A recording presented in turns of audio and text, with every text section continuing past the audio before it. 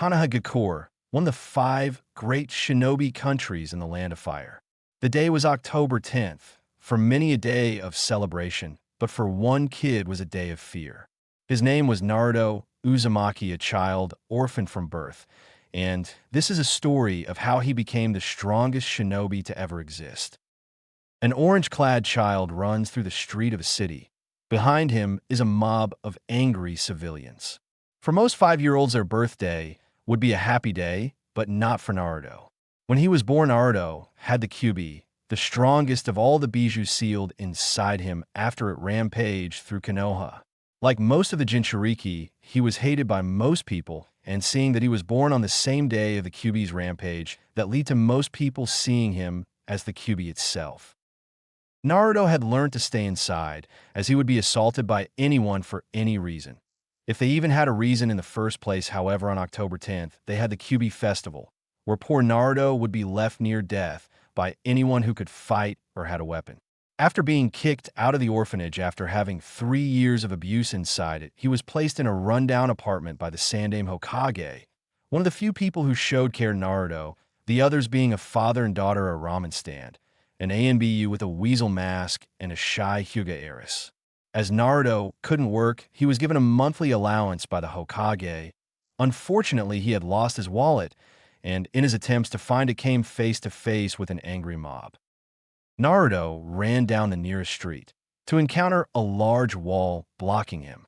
As the murmurs appeared from the crowd, a shinobi makes his way to the front and began to speak. "What did I tell you? The Hokage couldn't watch the whole city. All we needed to do was steal this." The Jonin pulls out a small sack containing Naruto's allowance. The Jonin laughs as he uses a Katon Jutsu, burning the contents as the mob pulls out their weapons. Lead by the. Suddenly, out of nowhere, a mysterious voice begins to speak. "Please step away from the honorable grandson." The Jonin laughs as he speaks. "This demon deserves to die. You can't stop me." As this happens, a second voice speaks. "Come one black. Let's take some action." Boss said, "Any means necessary." The Jonin laughs. "You think a dirty demon lover can defeat a recognized Jonin of Konoha? I might end up getting an honorary spot up there." He speaks while pointing to Hokage Rock. If you remember, his full words were, "Retrieve Naruto at any means necessary. Killing these fools are in no means related to our goal. And besides, the boss may want them to suffer another fate." As the voice comes out, relieving a man half completely black, half completely white, with a Venus flytrap surrounding his head, as they grab Naruto and disappearing. A weaker voice speaks up.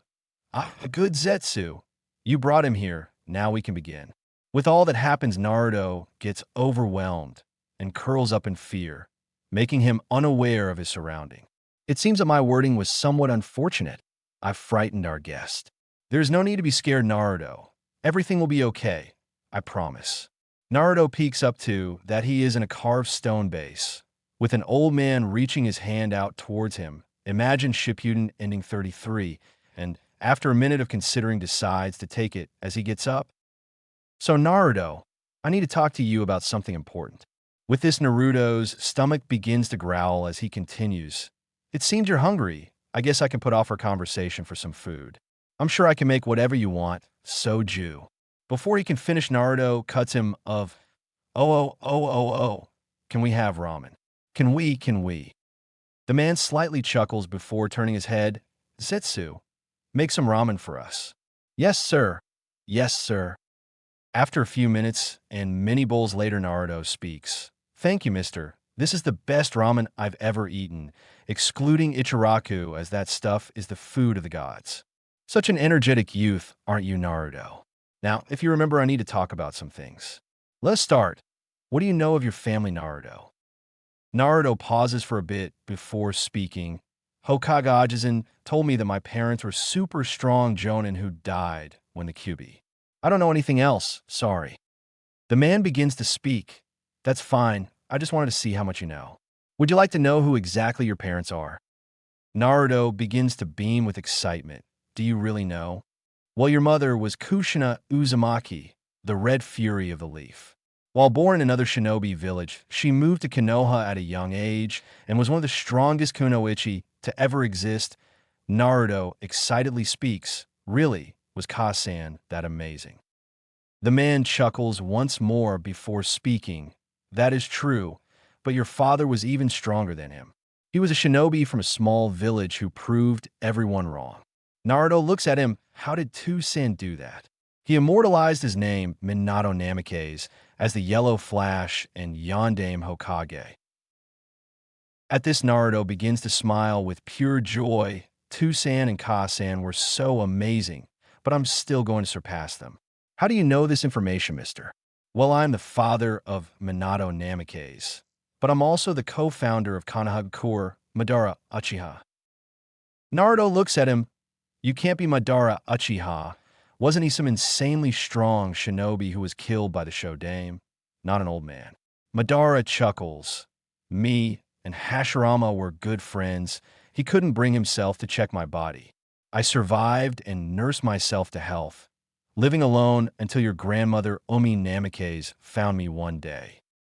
Naruto then begins to look surprised and hesitates. Before speaking once more, Madara-ji, can I ask you some more questions? Madara looks at Naruto with a kind smile. Of course, Naruto, ask away. You said Kasan was from a famous clan. How come I've never met or heard of another Uzumaki? Madara begins to speak. In the Third Shinobi World War, one of Konoha's enemies, Iwagakure, destroyed several villages. Uzushigakure, where the Uzumakis were attacked by IWA because of their infamous sealing talents. What happened to Toussaint and Kasan? Unfortunately, they died in the process of having the QB sealed away. Naruto then proceeded to ask one last question, a question that would make Madara angry to his core. Why does everyone hate me? With this, Madara looks on with hatred as Naruto looks at him. I am sorry for asking that, Madara-ji. Madara then becomes his calm self once more. It's not your fault, Naruto. Remember how I told you how your parents sealed away the QB? Naruto nods at this. Well, the person they sealed it inside was you. Naruto begins to cry. Did they hate me? Is that why they sealed it in me? Madara looks at Naruto. Before speaking in a gentle tone, they needed a young child, otherwise the host would die, and the QB would be set free again. They didn't want to force another child to be the host, and they thought that you would be strong enough to deal with this. They wanted nothing more than to make you a hero.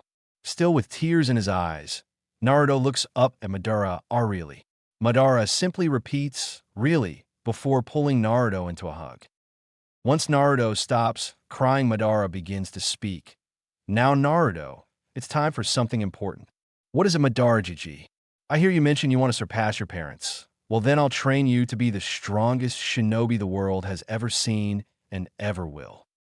Naruto looks at Madara with joy. Really, Madara-ji? When I asked Hokage Ajisen for training, he told me to wait for the academy. And when I would ask someone else, they just tell me I wasn't important or wasted their time. Madara then curses the ignorant villagers for causing so much pain to his grandson. He then began to smile once more. Of course I would. How could be more important than my grandson? Just warning you, I didn't achieve the title God of Battle for going easy on people. Time skip brought to you by Naruto eating ramen. Naruto was currently sparring with a white Zetsu clone. It has been 3 months since he first started training, and he developed his affinity, the futon, and achieved Genin levels ninjutsu, taijutsu, and shuriken jutsu skills. However, Naruto began to try a new futon jutsu. He hadn't tried much to impress Madara, only to have it fail and be dealt a barrage of kunai by the white Zetsu. Naruto opens his eyes, only to find himself in a dark area with a water-covered floor. As he looked around, he saw a cage with a large fox in it. It seems you've come to die by my hands, kid. Naruto, trying to be brave, said, You're the KQB. But I'm your host. You can't harm me. Seems like you know your information. Unless you plan to free me, you can leave me alone. I wanted to ask you something. Who would expect the great Uchiha clan to ask instead of demand? I'm in somewhat of a good mood, go ahead. Let's be friends, with the Uchiha. You really are a comedian, kid. WL, you've been stuck inside me. And Madara Uchiha told me that before that you were trapped in Kasan, and before that at Mito Uzumaki, so must have been really lonely, really friends with a demon like me. Why you don't seem like much of a demon? I think you're just act more scarier than you are. You're braver than all of my old hosts. How about this? It gets boring in here. We talk once a month, and I will give you some of my power. That would be awesome. With Madara Uchiha's training, I could become the next Hokage in no time, Naruto said excitedly. Naruto then continues to speak. What's your name? My name? Yeah. It feels wrong to call you Kyubi. Why you do have a name right? My name is Kurama, Kit. Remember it because I won't tell you again. Kurama then reaches his hand out for a fist bump, which Naruto reaches out his fist in response. As their fists connect, Naruto regains consciousness as he sees Madara look at him with a worried expression on his face as he speaks. Naruto-kun, are you okay? Zetsu, get over here now. Naruto begins to speak. I feel fine, Gigi. The only problem is that everything looks black and white. Madara begins to smile. It seems like we have to take training up to the next level. Naruto looks at him curiously. Why Gigi? Because you just gained the Sharingan, Naruto. Time skip brought to you by Chibi Kurama. Since that day, Naruto's training only got harder. He was 9, and out of every session, he would be completely exhausted. After some testing, Madara discovered that Naruto had an innate affinity for the 5 basic nature transformation. He could now rival expert Chunin and weaker Jonin in his futon, and had been trained in Katan and right onto the point where he could best any genin. Naruto was also trained intensely by Madara until he unlocked his 3-Tomo Sharingan and reached Chunin level for all other basic ninja skills, and had a genin understanding of complex skills like Fuin Jutsu and Bukijutsu. In the years, Naruto has befriended Kurama, and with some help from Madara, has perfected the Form 2 Jinchuriki transformation. Madara also made sure Naruto knew the Kage Bunshin so he could improve faster. Along with all of his shinobi training, Madara made sure Naruto knew civilian subjects like math, English, history, geography, and politics. At first, Naruto found this a waste of time, but he grew to appreciate these lessons, even if he wished he was learning new jutsu instead. Today was a special day for Naruto, his birthday. When he was in Konoha, he hated this day and wished he could have a birthday like the other kids. Now, he loved it as Madara would give him a gift and teach him a new strong technique. As Naruto woke up early, running into Madara's bedroom, shaking him while shouting, Madara Uchiha, wake up. Madara woke up as he began to laugh. I guess you want to know what your presents are. Naruto looks at him in suspense as Madara walks to his cabinet, pulling out a large wrapped box. As Naruto opens it, he sees a katana with the symbol of the Uzumaki clan engraved on it. This was a sword passed down through generations of the Uzumaki clan heads. Naruto simply looks at it as he speaks. Can I test it out now? Madara laughs. Where do you get this energy from? Sure, but first, wouldn't you like to know what jutsu I'm going to teach you? Naruto looks at him. What is it, Gigi? Is it a cool S-rank jutsu? Now, Naruto, you know your father had 2 signature jutsu, the Hiraishin and the Rasengan. While I have no information on the Rasengan, I can teach you the Hiraishin. Naruto looks at Madara like he was a kid in a candy store, quickly thanking him before running up to use his katana. Well, that was his plan until Madara grabbed him before he could run off. Now, Naruto, can you answer 2 questions? Who was your great-great-grandfather on Kushina's side, and what was he known for? Naruto responds, it was Hashirama Senju, and as Mokuta Naruto's eyes begin to widen. Gigi, you don't mean. From today, you'll be trained in the Suiton, Doton, and Mokuton. For this will be placing you into the capable hands of Black Zetsu, as he knows more of the Mokuton than I do. This has been the best birthday ever. Thank you, Gigi. Naruto then successfully runs to try his katana. Time skip brought by Naruto, sleeping through Madara's history lessons. It has been 7.5 years since Naruto was first brought to training with his grandfather Madara. In these years, he has had his skills greatly increase, having his weakest skills be on a Jonin level and his strongest on a Kage level. As Naruto went to sleep after another day of the torture that was Madara's training, his sensory skills kicked in, noticing the chakra of someone above him. Naruto, believing this to be an assassination drill, he quickly grabs a kunai on his bedside table, plunging into the chest of a white Zetsu clone. As the body falls to the ground, Naruto looks over to see that it wasn't a Zetsu, but Madara, who lay bleeding on the ground as he spoke. Naruto, you've made me prouder than I could. As Naruto tries to use medical ninjutsu to help Madara, he begins to fail at the fatalness of Madara's condition. Naruto, in a panic, begins to call out, Zetsu, Madara GG needs help. As Black Zetsu uses the Mayfly technique to come next to Naruto, he turns to him, Honorable grandson, it's too late. He has passed. Naruto begins breakdown in tears over Madara as he speaks. Why did he do this? I should have C-checked who it was. Madara has been dying for many years now. He had a week at the most. He cared for you more than anyone or anything else. He wanted to leave you with one last gift. Zetsu then grabs another kunai, showing the reflection of Naruto with a Mangekyo Sharingan /PG-1 ESD-1. As Naruto makes his way up, Zetsu continues, Madara wanted you to eventually return to Konoha. However, you'll need 1 month to get a transplant, so you can unlock you Eternal Mangekyo Sharingan and train with it. Naruto then begins to speak. Well then, let's get this implant started. Follow me, Honorable Naruto. I shall get it ready soon. Astra's time skip brought by Madara in heaven. A lone figure in a familiar orange jumpsuit stands atop a large mountain with 4 heads carved in it. Has it been almost 8 years already? Konoha has barely changed. Well then, Kit, let's not waste any more time. Ranks, Lohai Jinin, Lohai Chunin, Lohai Jonin, Lohai Kage, Lohai Bijou, above Bijou last time on a Child of Legends.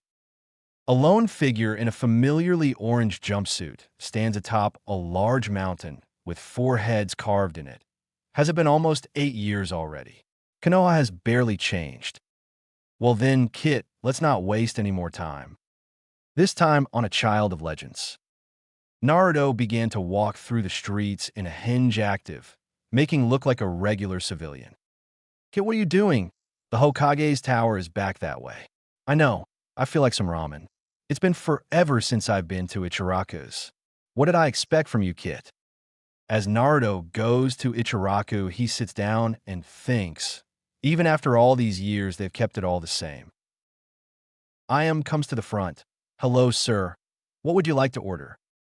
Naruto replies with a bowl of tonkatsu ramen. 20 bowls of ramen. Tucci walks up to Naruto, holding a bowl. Congratulations, sir. For eating 20 bowls, you get a free bowl of our newest ramen, the Uzumaki ramen. As Naruto gives a thanking gesture, he reaches to grab the ramen. He notices that it's twice as big and contains everything you could imagine for ramen. That was amazing. Tucci chuckles. I'm glad you like. He then looks down sadly. This was made after our best customer. He went missing a long time ago. We only wish he could have tried it. Naruto then releases his hinge. This was the best ramen I ever had. Don't tell anyone I'm here, okay? Naruto runs off to Hokage Tower, though not before grabbing a wallet full of Ryo and paying for his ramen, while he leaves 2 shocked people behind. Is the ghost of Naruto haunting us? In the Hokage Tower, Sarutobi Hiruzen works his way through a stack of paperwork. As he gets up to bring finished papers, dwarfed by the large stack of unfinished papers. As he looks over at the picture of his successor / predecessor Minato Namikaze, he begins to look at it sorrowfully. I should have saved him. I only wish I could see him one last time, so I could ask for his forgiveness. Hey, Hokage Ajisen, how have you been doing? Hiruzen's eye being to bulge as he looks out his window to see an older version of the same boy he was thinking of. Naruto, is that really you? Who else could I be? Naruto, my boy, come have a seat. I'm sure I can put aside this paperwork for a bit. How about we go to Ichiraku? Yeah, I just came from there. Hiruzen begins to curse his luck. Even now, I can avoid this paperwork. Never mind. Where have you been? I was worried out of my mind. Everyone thought you have either ran off or dead.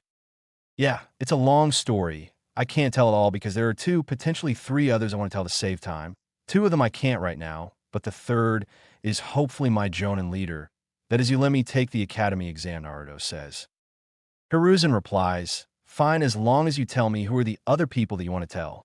Naruto, oh, great Aunt Tsunade and my godfather Jiraiya. What, how do you know about that? Hiruzen says, looking clearly shocked. Well, I mean, I know about Kushina and Minato. Wait, did I tell you that? Kit, you didn't? How can you forget to mention that? It is simple. Hiruzen looks surprised before he continues. I guess since you know that I can give you these. As Hiruzen walks over to the picture of Minato, he lifts up the frame and releases a small pulse of his chakra as a safe opens up showing 3 scrolls covered in blood seals, 2 with the Namikaze symbol and 1 with the Uzumaki symbol. In the first one contains all of Kushina's sealing techniques. In the second one contains all the possessions of the Uzumaki, Namikaze, and the remaining Senju possessions.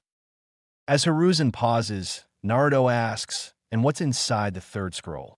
In this scroll contains the greatest secret of the Namikaze clan, their Kekkei Genkai, the Jintan, swift release. Tusan had a Kekkei Genkai, Naruto said surprised. After receiving this shocking news, Naruto was walking back to Madara's base, while walking out of sight so he could ration back. As he made it back, he was interrupted from 2 familiar voices. Welcome back, Honorable Naruto. Naruto-san, didn't you have an apartment in Konohagakure? I did, White, but when you were gone for 7.5 years, it happens to be sold quite quickly, but never mind. Black, why didn't you or Madarjiji tell me that Minato had a Kekkei Genkai? Well, it's complicated. The Namikaze clan has many dominant genes, which cause problems with the also dominate genes of the Uchiha clan. Minato had the Namikaze clan's gene win out, meaning that he couldn't get the Sharingan. So when you unlocked your Sharingan, Madara thought that you couldn't inherit the Jintan, especially when you also bore the Mokutan. Eventually, Madara did test for Jintan, which came up positive, but it was a year ago. He had no means of training, and since he lived with the Namikaze, the Iwanin killed all except Minato. Well, shouldn't focus on the past. I need to think about tomorrow. Black, help me with training. White, go make some ramen for dinner. Asterisk time skip brought to you by White Zetsu in an apron. 2 Chunin examiner steps into class, one with brown hair and scar of his nose, and the other with long white hair and evil eyes. All right, class, we're going to have 5 parts of the exam. Part A, basic exam. We'll be asking you for a Kawarimi, Hinge, and Bunshin. Part B, ninjutsu exam. Show us your best ninjutsu.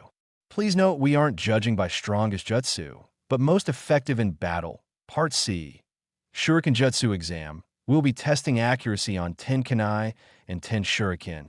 Part D, Jinjutsu exam. We will put a simple Jinjutsu on you and see your reactions. And Part E, Taijutsu exam. Perform your best Taijutsu attack. Same qualifications as Part B. Suddenly, a noisy blonde boy burst into the class, saying, the Godame Hokage has arrived. The first instructor then speaks up. Ah yes, Naruto, sit down. We have already been through the test requirements. You were late, so you have to learn as we go on. Now sit down. Members of the class who knew Naruto before his disappearance began to chuckle, thinking he was the same dope from before.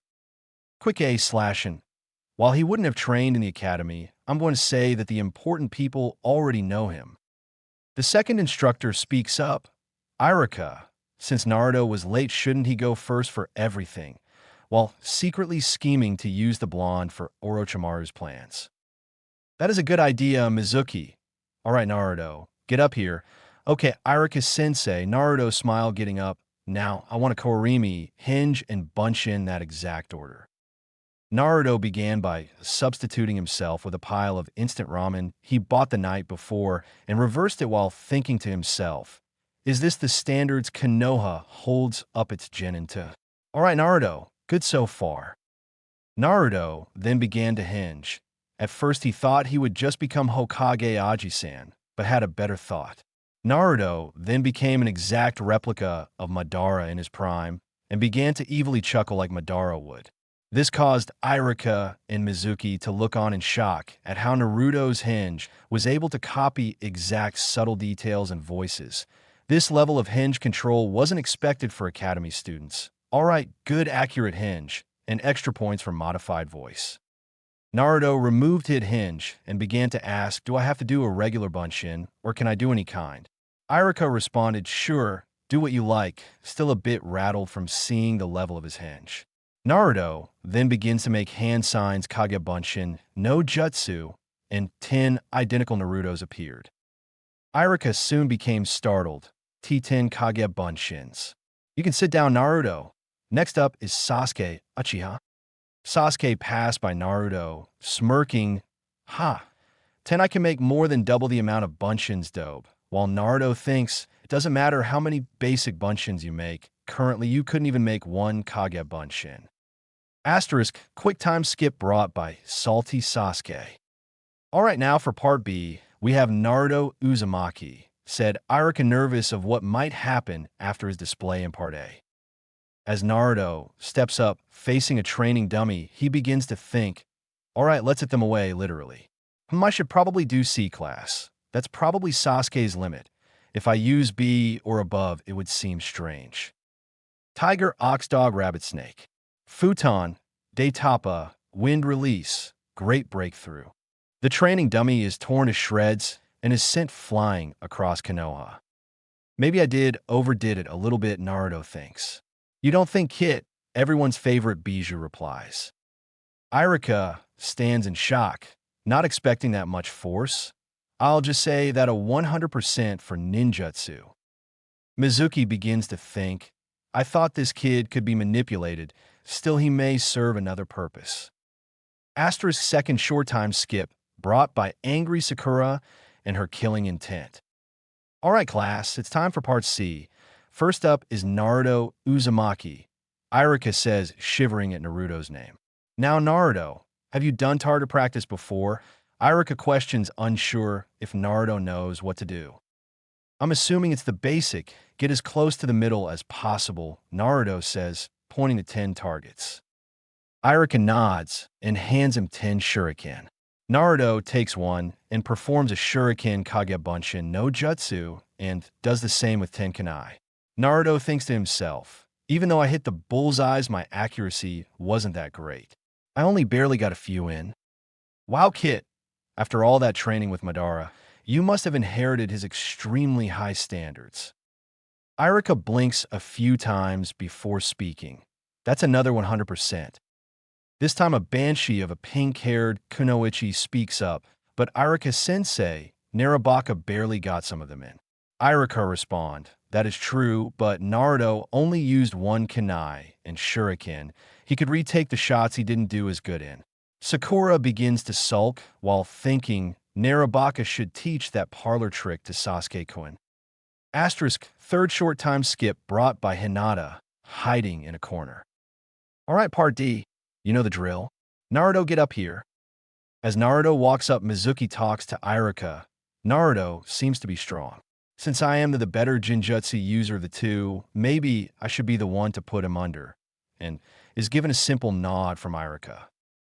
Alright, Naruto-kun, time for your Jinja, Mizuki say lightheartedly while in his head. With this Kinjutsu, Oromaru taught me, Naruto will have my commands subliminally implanted. Meanwhile, in Naruto's perspective, he could easily see through Mizuki's Jinjutsu, while Kurama once again speaks up. How about before we cancel, we put him under a second Jinjutsu? Naruto begins to laugh and say, Kurama, I like how you think, dog, snake, monkey, ox, tiger. Megan, Jabaku, Satsu, demonic illusion tree binding death. And I'll add a specific someone for more effect, Naruto says as he adds a copy of Hashirama Senju to his Jinjutsu. Swapping back to the class, they see Naruto standing peaceful in the work Kai as he breaks the ineffective Jinjutsu, while Mizuki jumps back and is snapped out by Iruka. Mizuki realizes what's happened and begins to put his fake persona back on. That was a really good Jinjutsu reverse. I wasn't expecting that. Iruka feels himself trembling at the fact that Naruto was able to trick Mizuki, but then speaks up, another 100%. You might make top of the year for this exam. Meanwhile, a lazy pineapple-haired boy begins to think. Something sort of training must have happened to turn Naruto from a hopeless to top of the class while we spent time thinking academy education would be good enough until we became genin. How troublesome. Asterisk one last short time skip brought to you by Choji eating a bag of potato chips. Alright, this is the final exam. Each of you will be performing a taijutsu on one of our two volunteer Chunin Izumo and Kotetsu, except for Naruto, who for the safety of our Chunin will be attacking a metal training dummy. Naruto begins to step away from the training dummy. As he does this, he hears a voice from his emo classmate. Look, the dobe is too scared. Maybe he should have gotten something weaker, like a clone of himself, which gets many laughs, one of which is Naruto. Hey dobe, did you finally realize how pathetic you are? Not team, just laughing at how little you know. I'm going to attack. It just works better with a bit more space. Then Naruto charges at the metal dummy with a barrage of kicks. Konoha Senpu, Leaf Whirlwind. From this attack, a cloud of dust forms.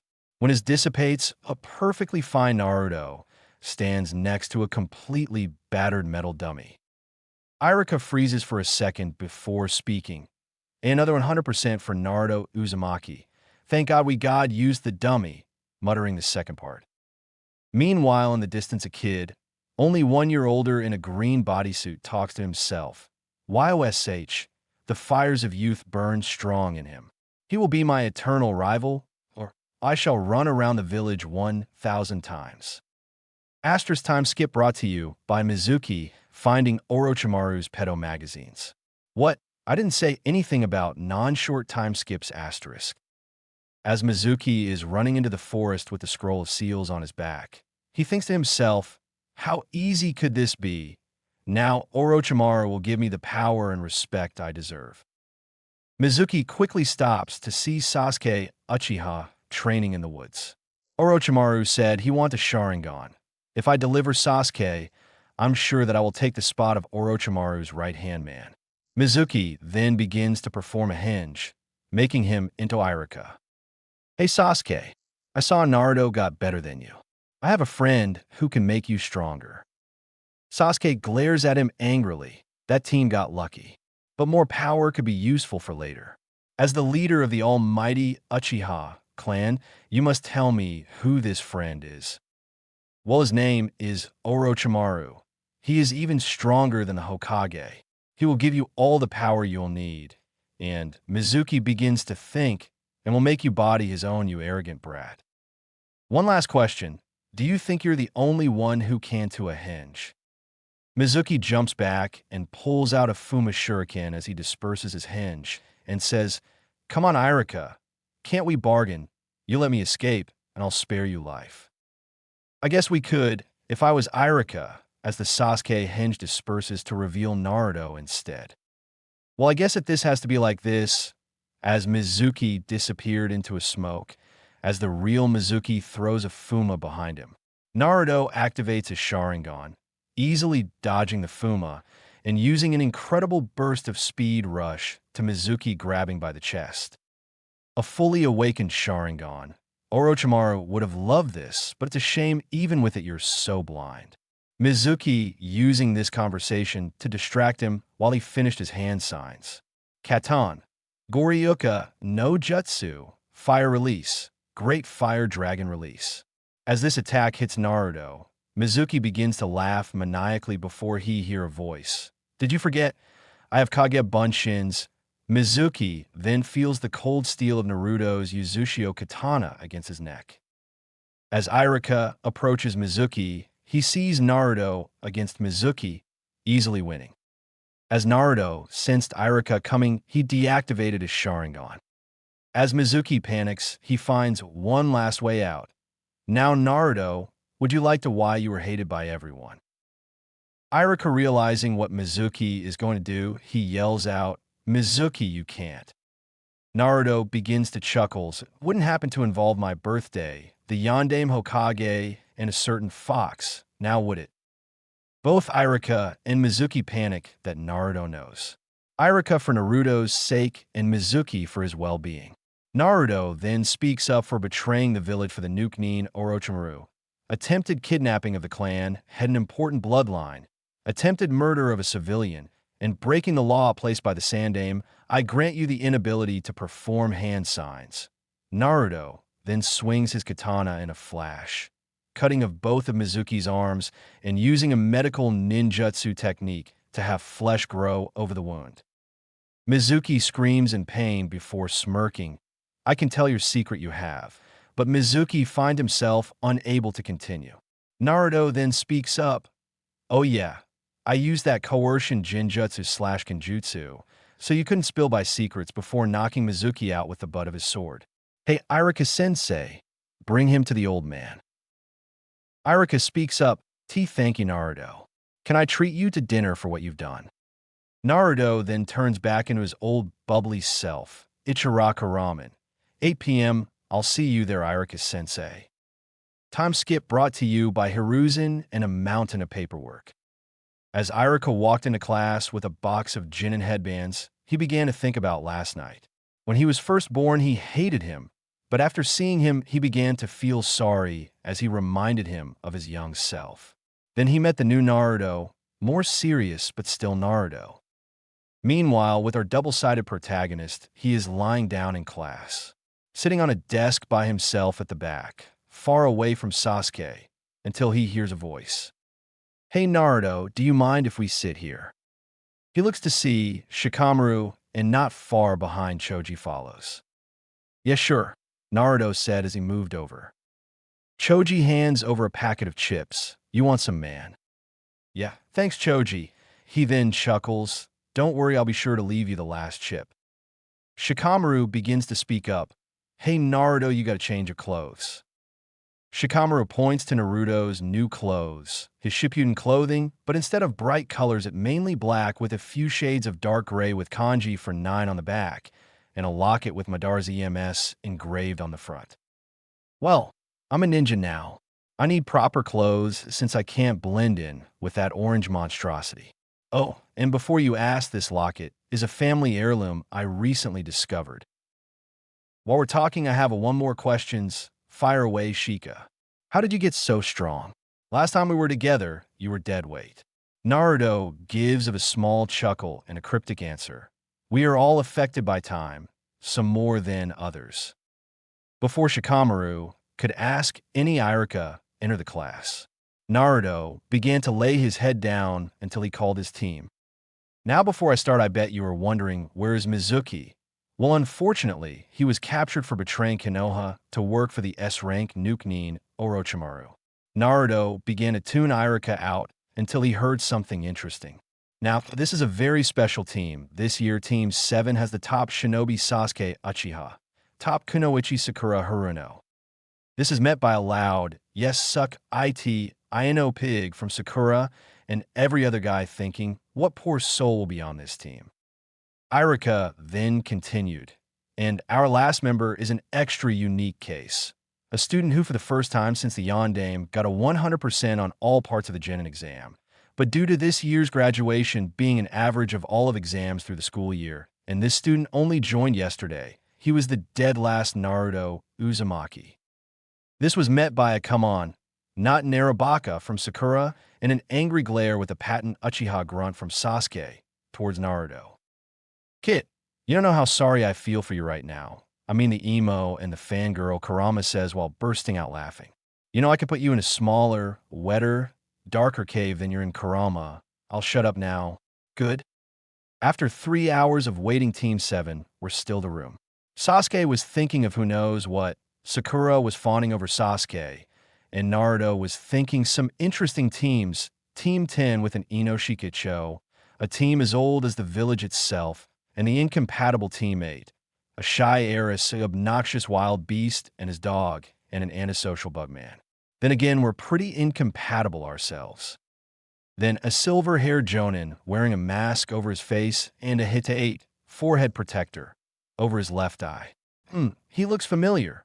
As the silver-haired jonin catches the eraser that would have fallen on him, he throws it behind him, triggering Naruto's plan, which causes an overlooked bucket dangling on a kunai above causing the kunai to fall and drenching him. The silver-haired jonin looks around, seeing the brooding Uchiha, the obsessive Haruno, and the pleased Uzumaki and speaks, my first impression, I hate you all. This gets a shocked look from Sakura, an angry glare from Sasuke, and Naruto still puzzled at his identity. I'll meet you all on the roof. As the silver-haired Jonin shuns Shin to the roof, Naruto stays behind, so while Sasuke and Sakura walk, he can shun Shin as well. As Naruto reaches the roof, the silver-haired Jonin, the Jonin begins to think, how can this academy student shun Shin? Wait, he's the Jinchuriki, the one who got the perfect score, only to be interrupted by Sakura and Sasuke. Sakura then spoke up, Narabaka must have used another one of his parlor tricks like climbing the walls. Naruto responds, I assure you I could, but I didn't. The silver-haired Jonin decided to speak up. Alright, let's start with introductions. Names, likes, dislikes, dreams, and goals. Sakura then begins to speak again. You're our sensei. You should start. Let's see, like most people I like some things, I don't like some things, I have a dream and a few goals. Oh yeah, my name is Kakashi Hatake. As Sakura is surprised, as he only told us his name, Naruto panics. I thought I recognized him. He was Otosen's apprentice. This could be bad. Special deleted scene. Hiruzen Sarutobi woke up. One perk of being Hokage was having a bedroom with a great view. He opening his blind only to find Hokage rock covered in paint. Each one of the Kages have a word written on them. Together it spelt guess who is back. These next few years will be, as the Naras say, troublesome. Ranks: Lohai Jinin, Lohai Chunin, Lohai Jonin, Lohai Kage, Lohai Biju, above Biju. Let's see, like most people I like some things, I don't like some things, I have a dream and a few goals. Oh yeah, my name is Kakashi Hatake. As Sakura is surprised, as he only told us his name, Naruto panics. I thought I recognized him. He was Otosen's apprentice. This could be bad. This time on a Child of Legends.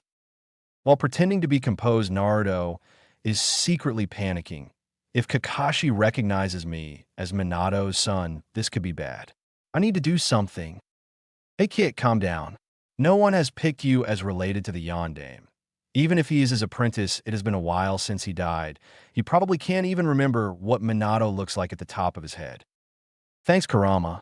What would I do without you? Run out of chakra and have to deal with small wounds. Kakashi begins to speak. Now it's your turn. Let's see who should start. BL dash. Sakura interrupts. Sasuke-kun should go first. After all, he is the best of us three. Sasuke speaks up, fine. I am Sasuke Uchiha. There isn't anything I really like, and I hate most things. I have a dream that I will make a reality by killing someone, and I have no time for hobbies. Kakashi starts speaking again. Who should go next? How about you, Blonde Dash? Sakura interrupts again. I'll go next. I'm Sakura Haruno. I like Sasuke-kun. My dream is to marry Sasuke-kun. My hobbies include following Sasuke-kun, working with Sasuke-kun, and fighting anyone who is also after Sasuke-kun. I dislike Ino Pig because she wants Sasuke-kun and Naruto Baka because he's a Baka and Sasuke-kun doesn't like him. Once Sakura finishes going full fangirl, Kakashi speaks once more. Okay, guess your last, Blondie. Well, I'm Naruto Uzumaki.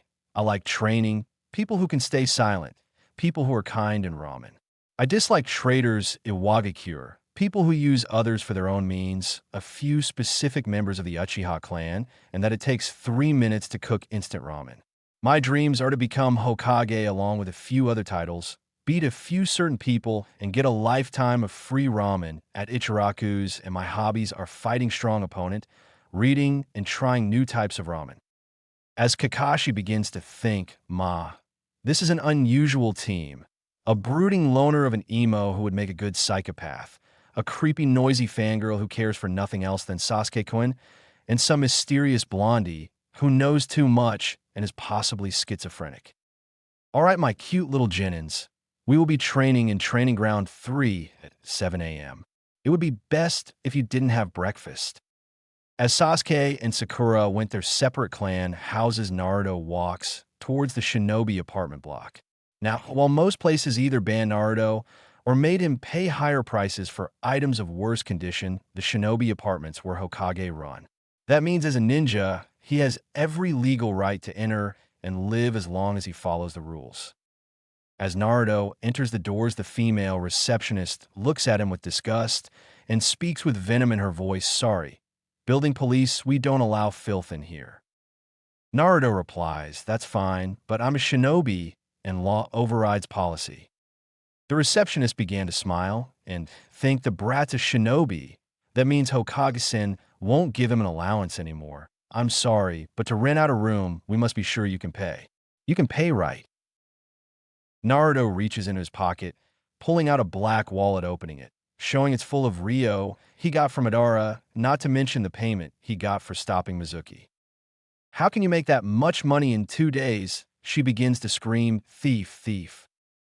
Suddenly the doors open and the receptionist begins to speak. Help, you two are proper ninjas. This brat is a thief. The male figure speaks up. I know that Naruto is a good kid. You're targeting him with false accusations. The female figure begins to speak. How will the Hokage react with 2 jonins as witnesses for Naruto-kun? As the receptionist reluctantly gives Naruto a room key, he turns around to thank the jonins who defended him. In his surprise, they are Irika, one of the academy teachers, and Kurenai Yui, a kunoichi jonin who specializes in Jinjutsu, and the head of Team 8. Naruto had good memories of them, with Irika being very kind to him on his first and only day of academy and took him out to ramen later that night, and Kurenai, who he met a few times when he was young, but she would always help him out and offer a sweet. Thank you, Irika-sensei, Kurenai-san. They simultaneously reply, You're welcome, Naruto/Naruto-kun. Irika then continues, so what room do you have? Naruto responds with room 909. What a coincidence, I'm in room 908. Guess we'll be neighbors then, Naruto said, before excusing himself to go check his new apartment. As he got up one staircase, he went to his door, only to hear grunting noises coming from the stairs. As he looked down, he saw a box being carried up the stairs by one person. Naruto decided to call out, Do you need any help? He got a mumbled reply, but he could make out the words, Yes, heavy, in room 910. As Naruto began to grab the box, he realized how heavy it actually was and found it unbelievable this guy could have brought it all this way alone.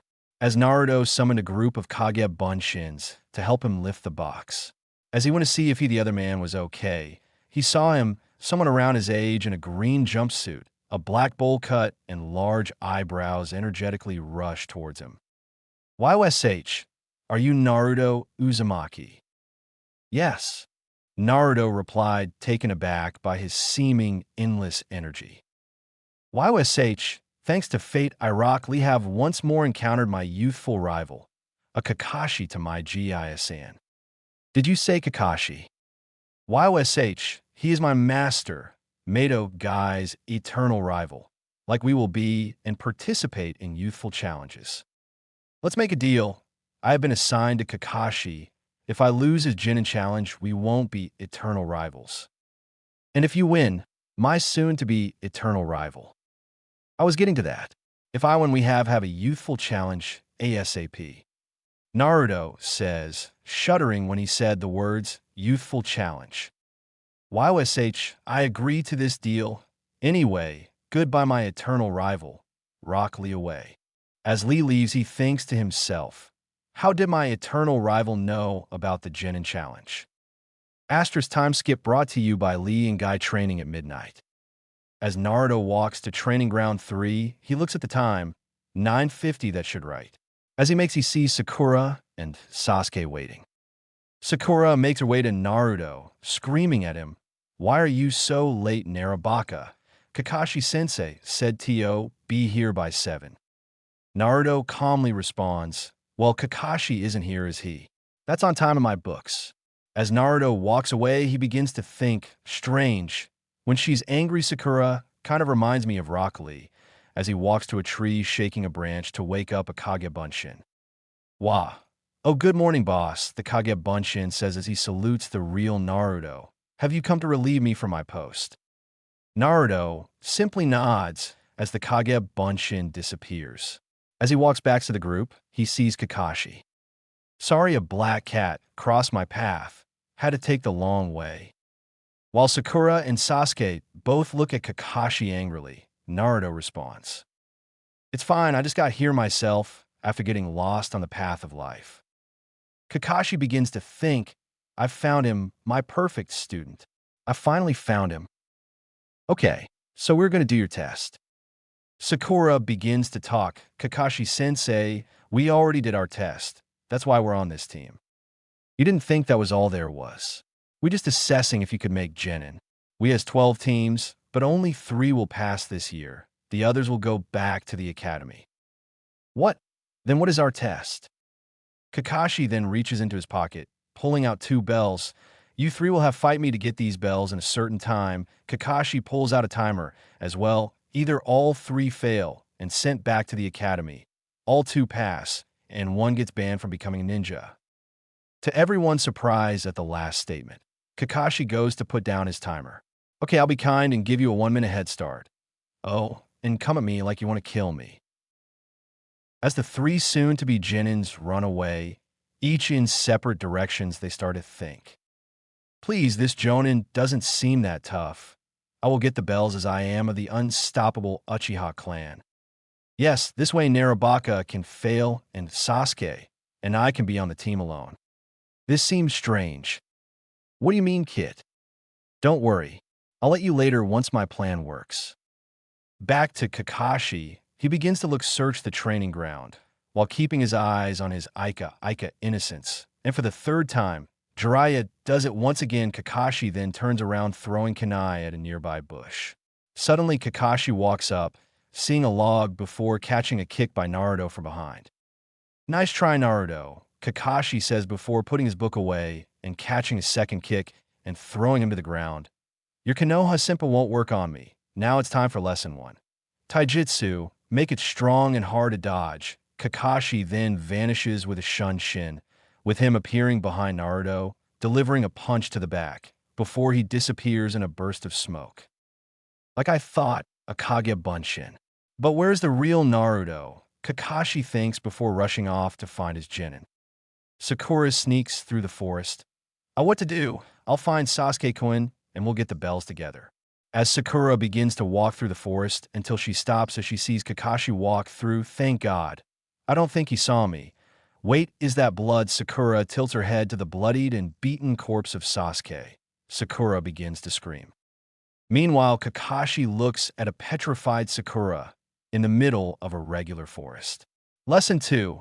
Genjutsu. Make it strong and realistic. Sasuke stands in a clearing near the river. Here seems like a perfectly good place to stop. Not a minute later, Kakashi comes rushing in, only to dodge a barrage of shuriken. Good try, Sasuke, but you'll have to learn better. A voice comes from my trees.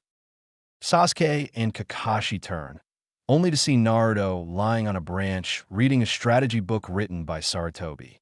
Once again, Kakashi begins to think he truly is the perfect student. Naruto then reveals this to be another Kage Bunshin as the real one runs up behind Kakashi futon. Daitapa, wind release, great breakthrough. Sasuke now. Don't tell me what to do, team. Sasuke says, waiting until the jutsu ends, before performing his own katana. Gokakyu no Jutsu, fire release. Great fireball jutsu. Kakashi, after being surprised and blocking Naruto's jutsu, goes to use a Kawarimi to do dodge Sasuke's. He begins to think 2 Genin can master Seirang techniques. Guess I'll have to put in a bit more effort.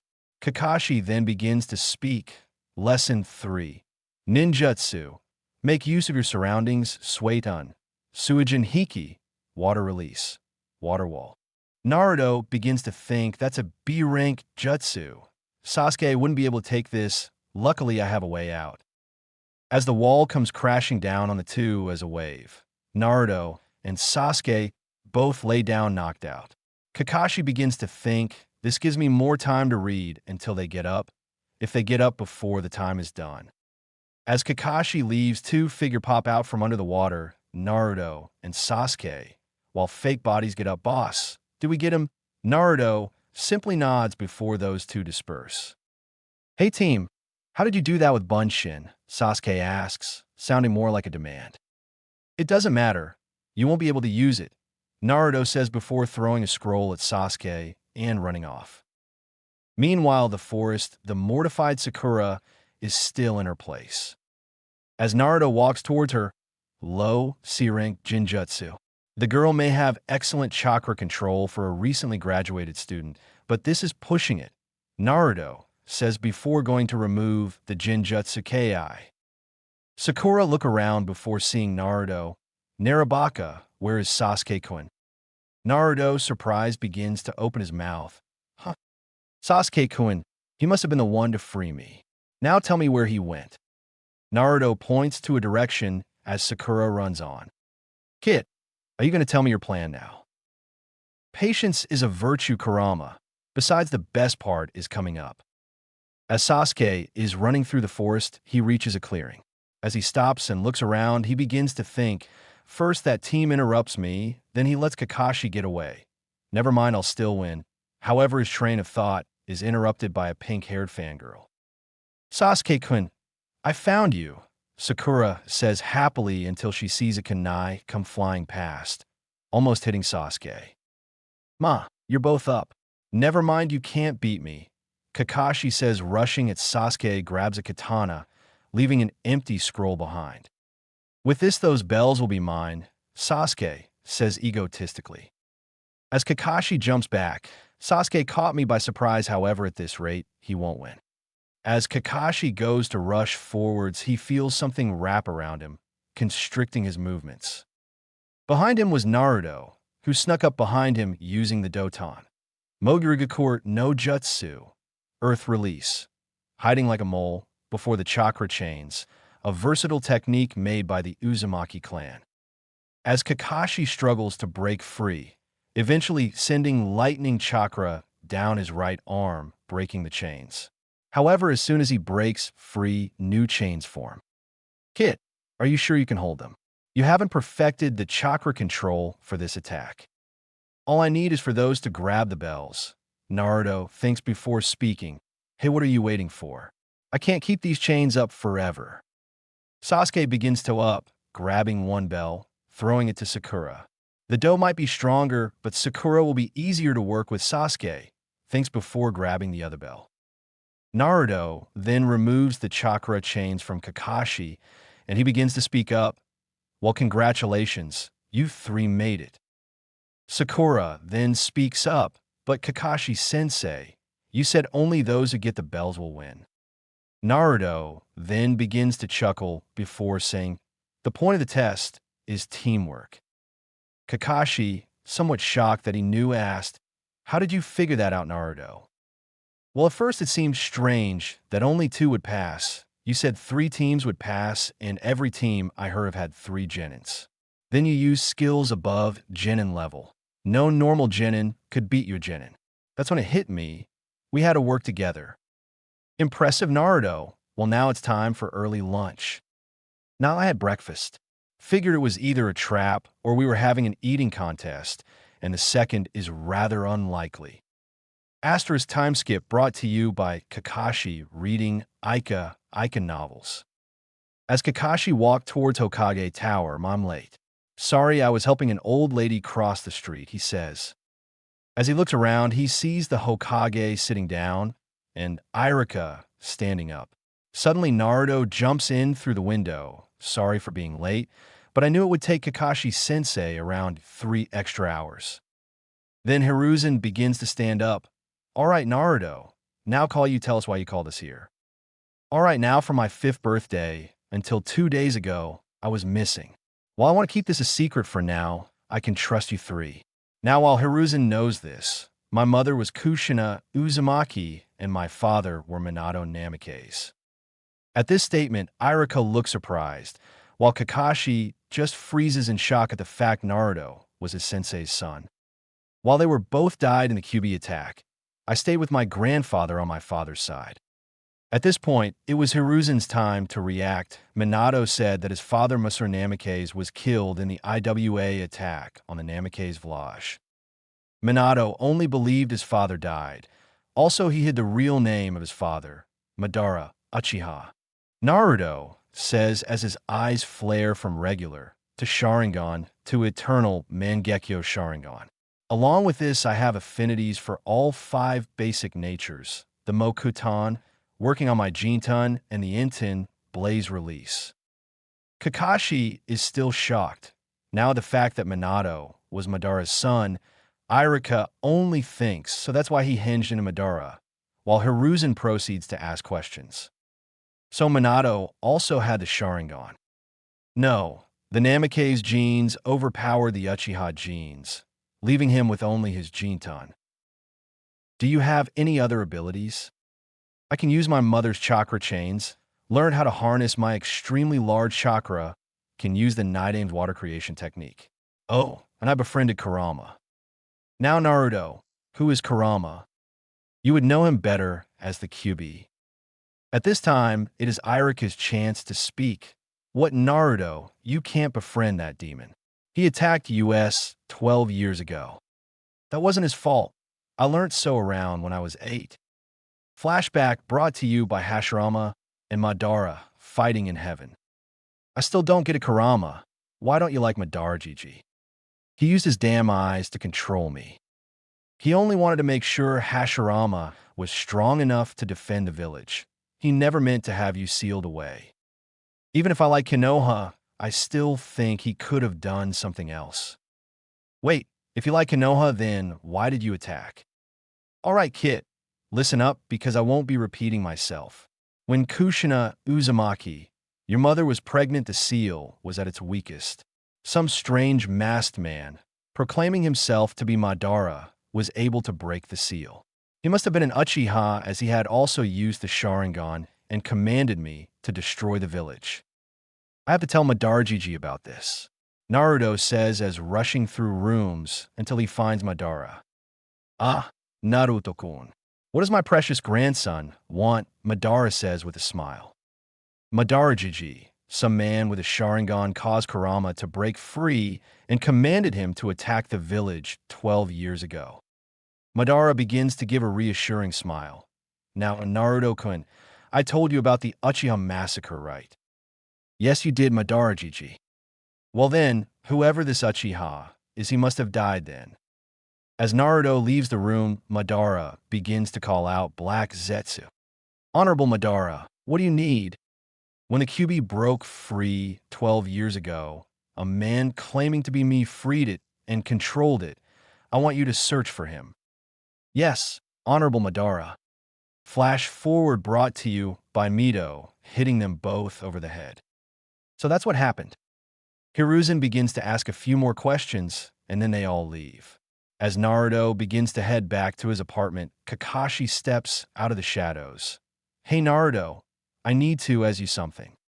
Naruto replied cheerfully, sure Kakashi-sensei, while keeping his guard up in case something happens. Why did you tell me? The Hokage has always been nice to you, and Irika helped you out yesterday. But why me? Well, for what I've seen, you seem like a trustworthy person. And besides, if Otusen could trust you, so can I. Thinking about it being Otusen's apprentice, and him being your father figure, I guess that would make you Kakashi Nizen. Kakashi begins to lightly laugh. Oh, you left early, but tomorrow will be a break. See you soon, Otuto. Special deleted scene. Naruto then removes the chakra chains from Kakashi, and he begins to speak up. Well, congratulations, you 3 made it. Suddenly Rock Lee, and a man that looks like an older version of Lee jump out of nowhere. Lee begins to speak. YOSH, my eternal rival is now a genin. You promised that we will have an eternal challenge. As Kakashi begins to laugh at what Naruto gotten into, he begins to smirk and say, well, I have the perfect idea. We will start by seeing whose fires of youth burn stronger. YOSH, that is an amazing first challenge. But how would we do this? Naruto, my rival. Well, it's simple. We should learn from the pros. We'll have our senseis compete in a youthful challenge. As the older man, who is now identified as Mato Guy, yes, This is a brilliant challenge. Lee, you truly have found a youthful rival. If I am wrong, I will complete our next mission doing a handstand the whole time. Meanwhile, Kakashi begins to think he's good. Too good. Last time on Child of Legends. Well, for what I've seen, you seem like a trustworthy person. And besides, if Otusen could trust you, so can I. Thinking about it being Otusen's apprentice, and him being your father figure, I guess that would make you Kakashi Nizan. Kakashi begins to lightly laugh. Oh, you left early, but tomorrow will be a break. See you soon, Otuto. This time on a Child of Legends. As Naruto wakes up, he begins to get ready. As he gets dressed in his new attire, adding a sheathed katana, he begins to walk out of his apartment only to see the door to 910, belonging to his hyperactive roommate Rock Lee, wide open. He begins to call out, "Hey Lee, all right?" Suddenly, a sweat-drenched Lee comes to the door. "YOSH, my eternal rival, I am fine. I have just been using my new exercise machine." Naruto begins to think that must have been what he was carrying back then. Before speaking, "You left your door open. Just wanted to make sure. I rushed out for breakfast and forgot to the door." "Oh, okay." Naruto responds before Lee begins to speak again. "Naruto, my rival. Did you pass your Genin exam?" Naruto responds, "Yes, why?" "YOSH. Now we can have our first youthful challenge." "Then I have the perfect idea. Rock, paper, scissors." This was our sensei's first youthful challenge, so it only seems right. YOSH. Well then, Naruto, prepare to lose, Rock Lee says. Unbeknownst to Lee, Naruto activated a Jinjutsu to hide his Sharingan. If we're going to do this, might as well win, Naruto thinks. As they begin to make their moves, Naruto uses his Sharingan to predict Lee's move, countering Rock with paper. YOSH, you truly are a worthy eternal rival, Lee says before returning for his room. Time skip brought to you by Lee training at Rock, Paper, Scissors. Naruto returns to his room after going for a jog, only to see the Zetsus sitting at the small kitchen table. Naruto-san, welcome home." "Zetsu, what are you two doing here?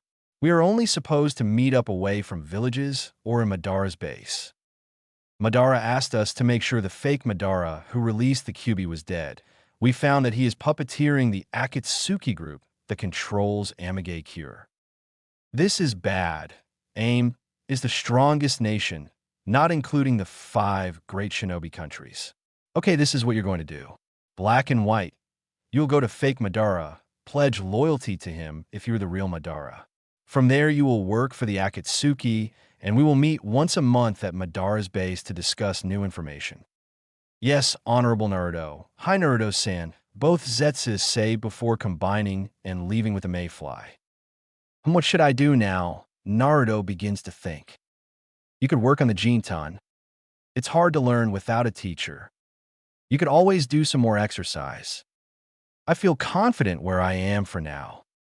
You could see if the Hokage has a mission for you. You're a genius, Kurama." Naruto begins to sprint full speed to the Hokage Tower. Once Naruto reaches the Hokage Tower, he begins to walk through the doors. Might as well use the doors before the receptionist would stop me, so I had to use the windows. Now I'm a shinobi, I can just use the doors. Suddenly, a kid with a blue scarf and goggles comes running out, bumping into Naruto. The kid speaks up, "Hey, you, apologize for bumping into me." Naruto responds, "You were the one running high speeds into me. Why don't you apologize?" Konohamaru scoffs at Naruto. "Me apologize to you. I am Konohamaru Sarutobi, the grandson of Hiruzen Sarutobi, the Sandaime Hokage. I could care less if he was your grandmother," Naruto says before picking him up by the collar. Just then, a jonin with a bandana hitei and sunglasses walks up. "Drop the honorable grandson of the Sandaime Hokage right now." Naruto begins to think, "Honorable grandson, haven't heard that in a while. You know, you can just say a month. Goddamn Fox. You know you love me." Konohamaru begins to shout at the jonin, "Closet pervert. This is between me and him, you got it." The closet pervert begins to speak up, "Honorable grandson, You don't know any taijutsu skills. Whose fault is that? You say you're good at teaching, yet all you teach me is those boring books. Like that's going to help me become Hokage. This kid reminds me a lot of a younger me. I'll help him. Naruto thinks before Oiroke no Jutsu. Sexy technique. Suddenly Naruto transforms into a woman. Smoke around his more private areas. The closet pervert passes out. Then Naruto changes back into himself. Naruto begins to drag Kinomaru by the scarf to the Hokage's room, while thinking, thank God no one else was there to see that embarrassing jutsu I made when I was around 4 to 5. Hiruzen Sarutobi begins to speak. Oh Naruto, what a surprise. He then sees Kinomaru being dragged along. Did he do something? Naruto replies, no, just thought I could train him a bit if that's okay. Sure, it would be good for him to learn from the person who scored 100% on the Genin exam. Oh, and that closet pervert passed out, Naruto says before using a Hiraishin to teleport away. Hiruzen turns to an Enbu and sighs, can you go get Ebisu? Meanwhile, with Naruto and Konohamaru appear in front of a marked tree in Training Ground 3.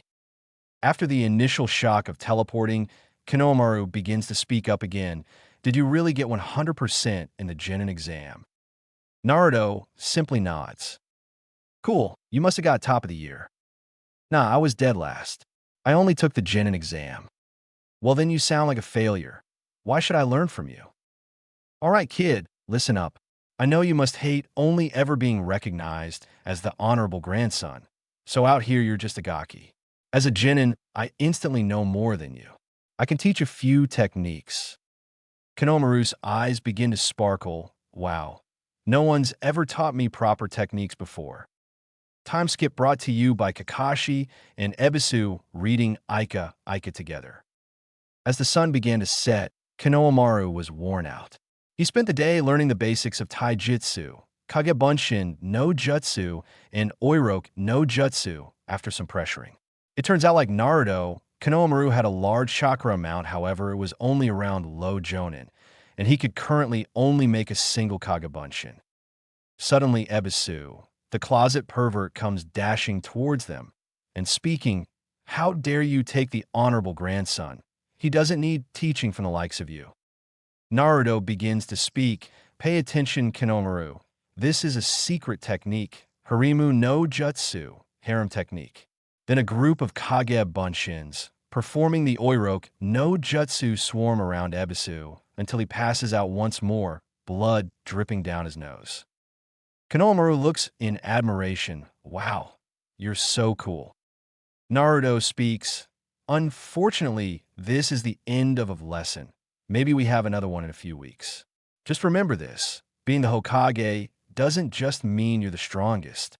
Hashirama, Tobirama, Minato, and even your Gigi had to learn from books.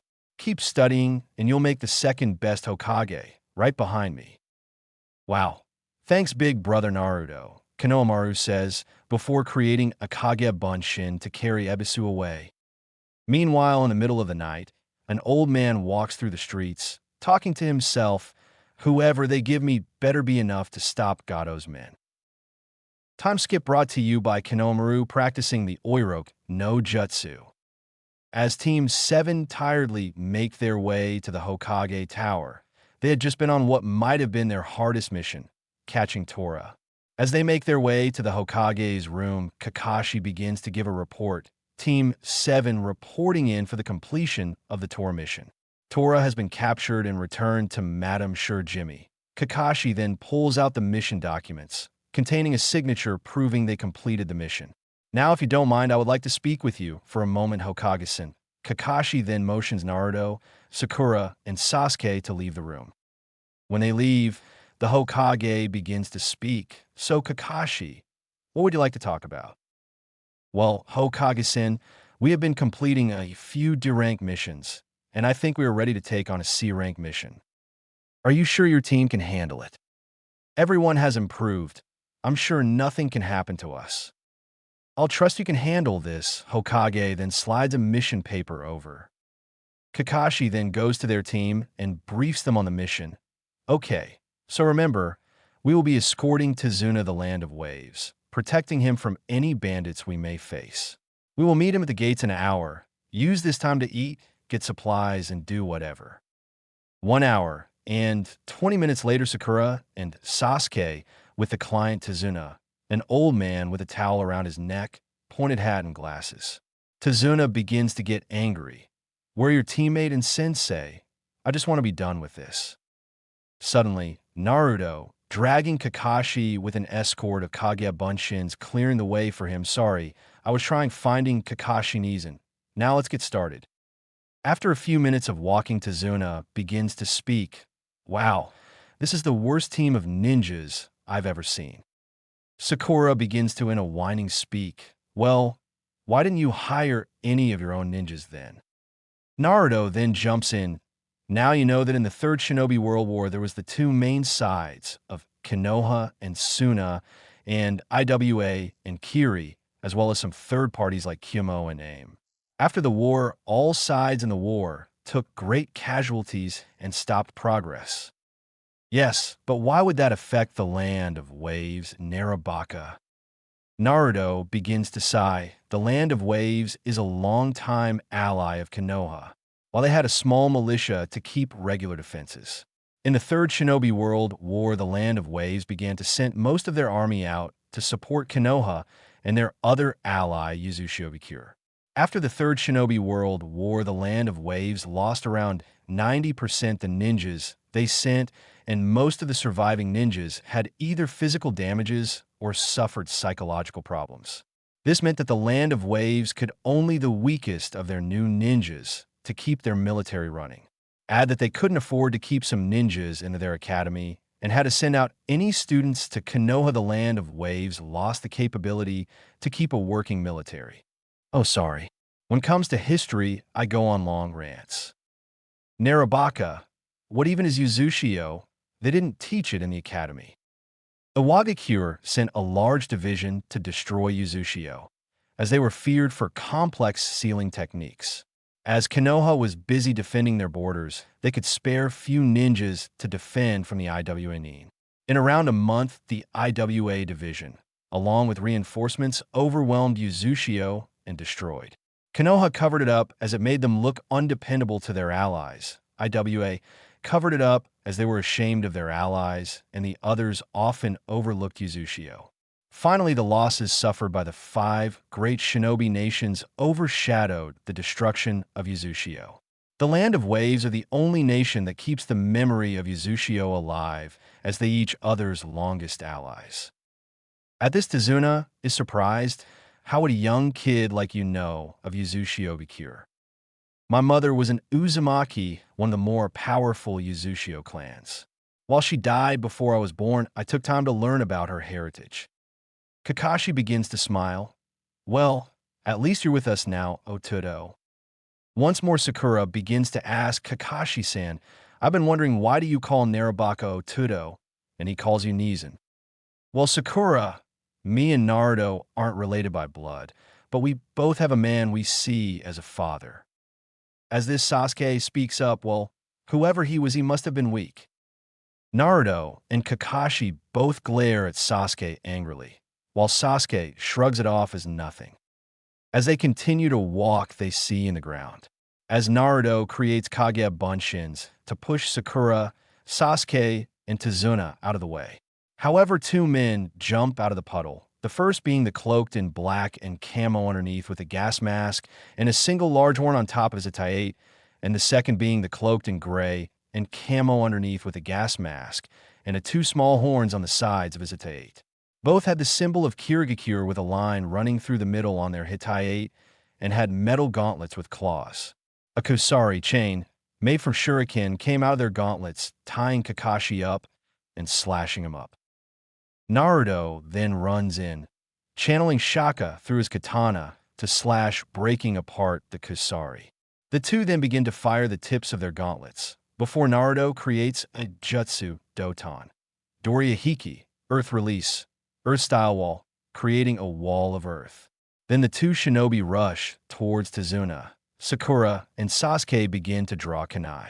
Jin-tun, Raiden Ingu Sarashu, Swift Release, lightning slash. Then Naruto comes out of nowhere using his sword to reflect their attacks. Then Naruto uses Kongo, Fusa, adamantine sealing chains to pin down the two shinobi. Sakura and Sasuke both stand in shock, seeing how their teammate took them down easily. Sasuke then speaks, "Dope, I demand you teach me those techniques. If you ask me, you're in no position to make demands. Besides, you couldn't even do a single one of those." Naruto begins to speak again. "All right, Nezen, you had your fun." "Narabaka, that's not funny. Kakashi-sensei died," Sakura says, still rattled. Meanwhile, a voice comes from the trees. "You couldn't give a few more minutes, could you, Otudo?" Sakura and Sasuke look at Kakashi surprised. "Never mind, I'll tell you later, my cute little Genins. What is important is him." Kakashi begins to point to Zuna. Tazuna speaks, "What are you looking at? I didn't pay you to just stand there."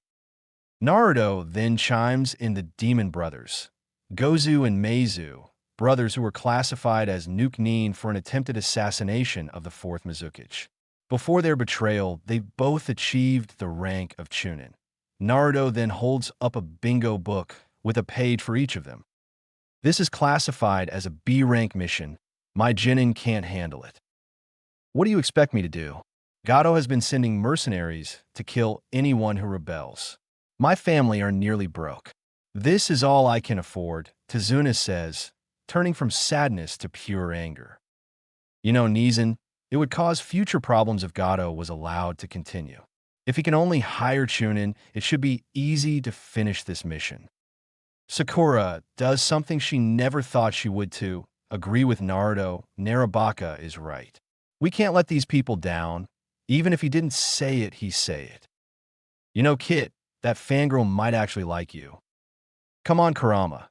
She prefers Sasuke-kun over Narabaka any day. Doesn't matter, I know you have feelings for this shy Hyuga girl. Bastard of a fox." Sasuke then begins to speak as well. "Please, I, the great Uchiha, will easily defeat these weak opponents." Sakura then begins to fangirl on Sasuke, ignoring Naruto.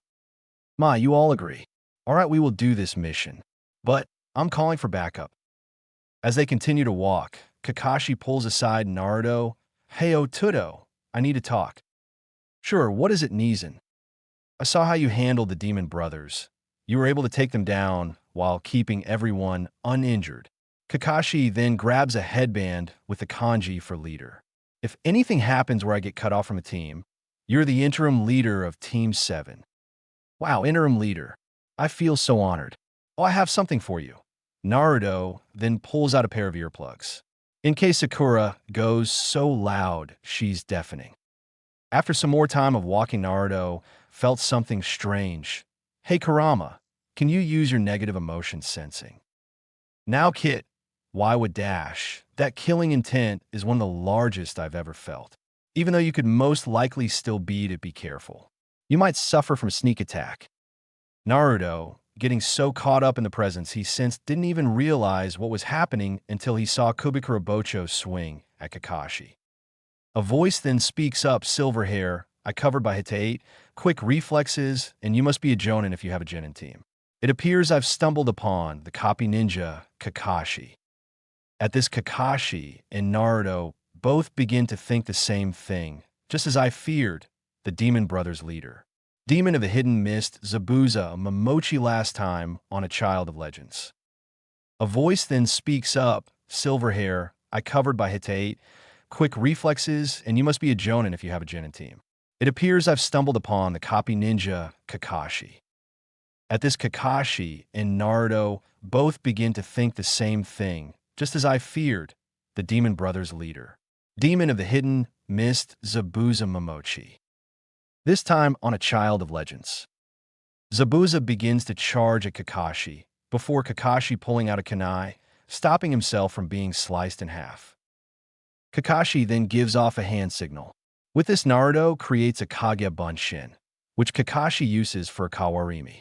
Kakashi begins to lift up his Hittite, revealing his Sharingan. How could he have a Sharingan? That is the Kekkei Jinkai of my clan.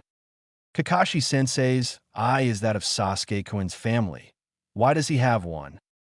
Otudo is pulling out the Sharingan, and he thought he could hide it for a full year. As Zabuza runs through the woods, Kakashi begins to follow him. Zabuza begins to laugh. You really are a fool, Hitaki. As Zabuza begins to stop, he reaches a clearing. In this clearing is a large lake. First rule of engagement with a Suiton user: never let them get near a water source. Zabuza begins to smirk. Back with the Genins of Team 7, they're standing around guarding Tizuna, only to feel a large blast of killer intent coming from the direction Kakashi and Zabuza were running in. This causes Sakura to collapse on the ground. Sasuke gets overwhelmed, and Naruto still is Naruto. Sasuke reaches for a kunai. This P-power, I feel like it would kill me if I started to eat witch. And might as well K-kill myself and get it over with. Suddenly Sasuke feels the kunai slapped out of his hand and sees Naruto. Hey team, what are you doing? It would be for you to die before you can kill him. Sasuke begins to calm down until they hear something rustling in bushes. Naruto and Sasuke both reach for their weapons. For Naruto, his katana, and for Sasuke, another kunai, only to see a white rabbit before Naruto attacks with Katan. Goryuken no Jutsu, fire release. Great dragon fire technique.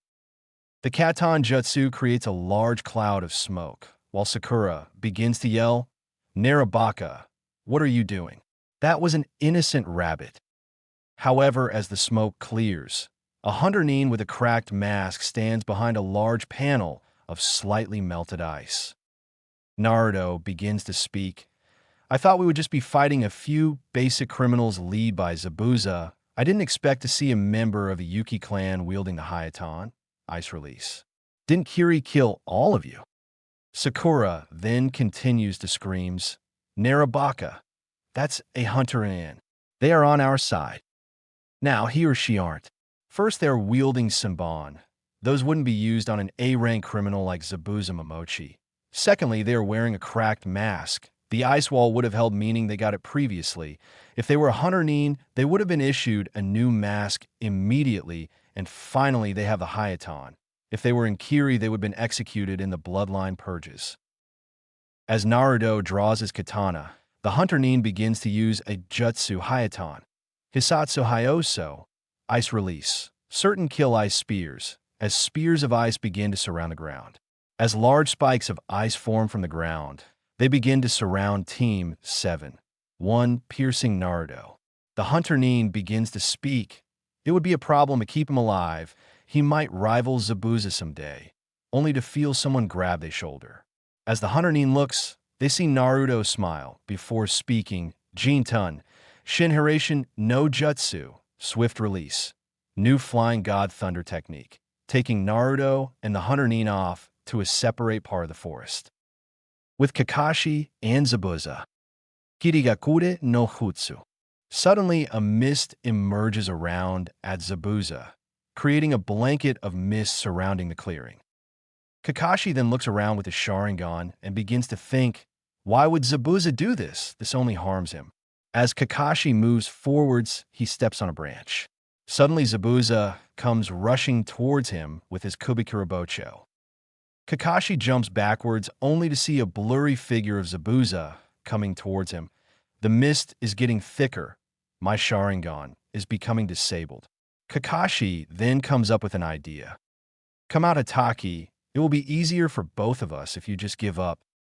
All right, Momochi, I'm right here. Kakashi then turns around to see Zabuza run his Kubikurabocho through his head, only to be electrocuted. A Raitan Kagebunshin, clever Hitaki, but not clever enough. Zabuza says, before rushing towards Kakashi, barely missing him. I'm getting sick of our game of cat and mouse. Suiton, Suiro no Jutsu, water release, water prison technique. As Kakashi begins to struggle, oxygen draining from his body, as his body begins to suffocate, he sees a woman fly into Zabuza and hear a voice, don't tell me you're dying on me, already Neezen. You owe me for 1,000 Ryo for using your Sharingan so early. In Naruto, is that you? With Naruto and missing Nin. The Hunter-nin looks around. How did you do this? Well, I used one of my Kekii Genkai to create a long-range version of the Yondaime Hokage's Hiraishin. Does that mean you another Kekii Genkai? Naruto eyes begin to form that of an eternal Mangekyo Sharingan. You might make a worthy opponent. Let's dance. Naruto then pulls out his katana, rushing towards the Hunter Nin. Hayatan, Kori no Kabe. Ice release. Wall of ice. A wall of ice forms around the Hunter Nin. Inten, Amaterasu, black flames, then burn down. I am possible. The ice from my Hayatan is indestructible. How? While it is true that Hayatan creates ice at extreme levels of strength, a Kekii Genkai, like the Inten, can destroy it. With this, the Hunter Nin begins to panic. If he can destroy my Hayatan, I'll have to attack. No, I don't know what those unusual eyes do, but most Ojutsu are based around chakra. The only way I can win is if my Senbon hit one of the 8 vital points. The Hunter Nin begins through a handful of Senbon, each target to one of the vital points. As the Senbon go towards Naruto, he walks forwards, only for them to phase through him. You have perfect accuracy with your Senbon.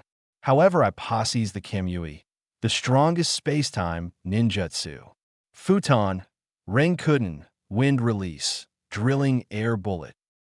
Balls of wind release from Naruto's mouth, hitting the Hunter Nin, shattering the mask. Underneath this mask is a woman's face. /Enhaku is going to be female, with long black hair and a white bun holder. Oh, woman. From what I've heard, Zabuza only uses men. As the Hunter Nin looks around, she sees a rabbit run along, the same one she uses for her Kawarimi. As the Hunter Nin preforms another Kawarimi, Naruto begins to chase after her. The Hunter Nin, thinking she lost Naruto, takes a break from exhaustion, only to see Naruto Jintan, Miratroiku, swift release, Mirage Strike. Suddenly Naruto disappears and reappears in different directions, before landing a heavy hit on the Hunter Nin. As Naruto looks where she went, he sees her fly into a large fog region. As Naruto enters the fog, he sees Kakashi being held in a water prison by Zabuza. Explanation: Naruto's EMS gives him better vision through the fog. Add strong sensing abilities and Naruto can see perfectly. As he sees the missing Nin, he positions himself to kick her straight into Zabuza, releasing the water prison. As Kakashi falls to the ground, Naruto begins to speak. Don't tell me you're dying on me, already Nizan. You owe me for 1,000 Ryo for using your Sharingan so early. In Naruto, as Zabuza gets up, he looks over the missing Nin. Zabuza, be careful. The boy is strong.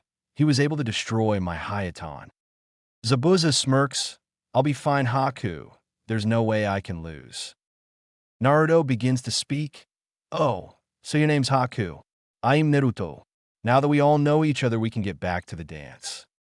As Zabuza uses this as voice to attempt a decapitation on Naruto, Haku begins to yell out. Zabuza, wait. He has a dojutsu. Haku yells out, but it's too late as Naruto uses his katana to block Kubikurabocho. Using his remaining hand, Naruto begins to form the hand signs required: Futon, Akashitsuna Tatsumai, wind release, vicious tornado. As a tornado is created, causing the mist to disappear. As Naruto finishes, he sees Haku passes out. Kakashi begins to speak, "Oh, Tudo," and make sure the others are okay.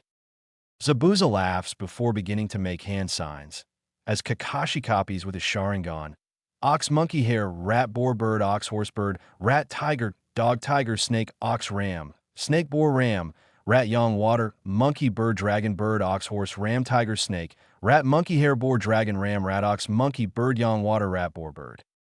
Suetun, Suryuden no Jutsu, water release, water dragon bullet technique. Both Jonins use, canceling each other out, but leaving a fatigued Zabuza and an unconscious Kakashi. Haku, who is only faking being passed out, rushes towards Zabuza before using a Shunshin to get out. As Naruto, carrying Kakashi and deactivating his EMS, returns to Team 7, he walks towards them. Suddenly, he has a kunai throw at him, which he easily dodges. Calm down with the warning shots, it's me. As Naruto puts Kakashi down on the ground, he turns to his teammates. If nobody has any objections, I'd like to get going straight away. I have more than enough Rio to hire a boat back. Once we are there, we will wait out, performing scouting missions on the current situation. We will wait until backup arrives unless we are forced to attack. Do you understand? Sasuke responds, Hey dope, what right do you have ordering an Uchiha elite? Naruto then reaches to grab the interim leader headband he received from Kakashi. Kakashi Nizan made me interim leader. As he is unconscious, I am now the leader. Suddenly a voice is heard, Brilliant plan, Naruto-kun. I will have my team do the same. It is revealed to be that of Kurenai Yuhi, with her team of Kiba Inuzuka, Shino Aburame, and Hinata Hyuga. A chuckling voice comes from inside Naruto's mind. Try to keep your eyes on more than the Hyuga, Kit. Naruto, tuning out Kuruma, turns respectfully to Kurenai-san, I am assuming you are our reinforcements. We are only half. Asuma is on the way with his team. We can go on. Our mission is to go to the land of waves unless we find you first. Meanwhile, with Zabuza and Haku, they make their way to Gato's base. Gato, currently playing a game of shogi with a stranger, looks at them. So, did you kill the bridge builder? Zabuza speaks up in no. What? I should have you executed on the spot. Give us another chance. We only expected to have to fight a Jonin and 3 Genins, yet one of them was on Jonin level and had multiple Kekkei Genkai, including an unknown dojutsu. We will be prepared next time. The mysterious man stands up, speaking, Well then, maybe you would like help from the legendary S-rank Aoi Rokusho. Haku last time on a Child of Legends. Give us another chance. We only expected to have to fight a Jonin and 3 Genins, yet one of them was on Jonin level and had multiple Kekkei Genkai, including an unknown dojutsu. We will be prepared next time. The mysterious man stands up, speaking, Well then, maybe you would like help from the legendary S-rank Aoi Rokusho. This time on a Child of Legends. As Teams 7 and 8 continue on their way to the land of waves, they reach a small port with a sign Gato's Port and Boat Rentals. Naruto walks towards the port. Since Team 7 is the primary team and I'm the interim leader, I'll hire the boats. Tazuna walks with Naruto. Wait up, kid, I brought my own boat. It could take 3 of you scrawny ninjas. After a few minutes, Naruto returns. Okay, so I hired a boat as well as Tazuna's boat. We will have group Hinata, Sasuke, and I will take Tazuna with us. Hinata for her Byakugan, which will make sure none of Zabuza's group will sneak up on us, and Sasuke, and I for defense. Group B, the rest of you will follow us, looking after Kakashi. Shino will use his insect to scout out if we miss anyone. Kurenai-san will defeat them in an attack. Kiba and Sakura will watch Kakashi in case his condition worsens or someone sneaks past Kurenai's attacks. With this, Kurenai begins to chuckle. That is a strong formation. Are you sure you're not secretly a Nara? Naruto, joking, replies, bothersome. Meanwhile, Zabuza and Haku are shocked. Before Zabuza begins to speak again, Aoi Rokusho, the S-rank Konoha criminal who stole the sword of the Nidaime Hokage. Gato responds, Yes, despite joining Amage Cure, he mainly does mercenary work. I stumbled upon him and thought he could terrorize the population of the Land of Waves. Turns out that he might have more use, since you two failed. You know what? I feel generous. I will give you another chance, but if you fail, I will see it. I have your heads and that sword of yours. Now out of my sight, I have a game to continue.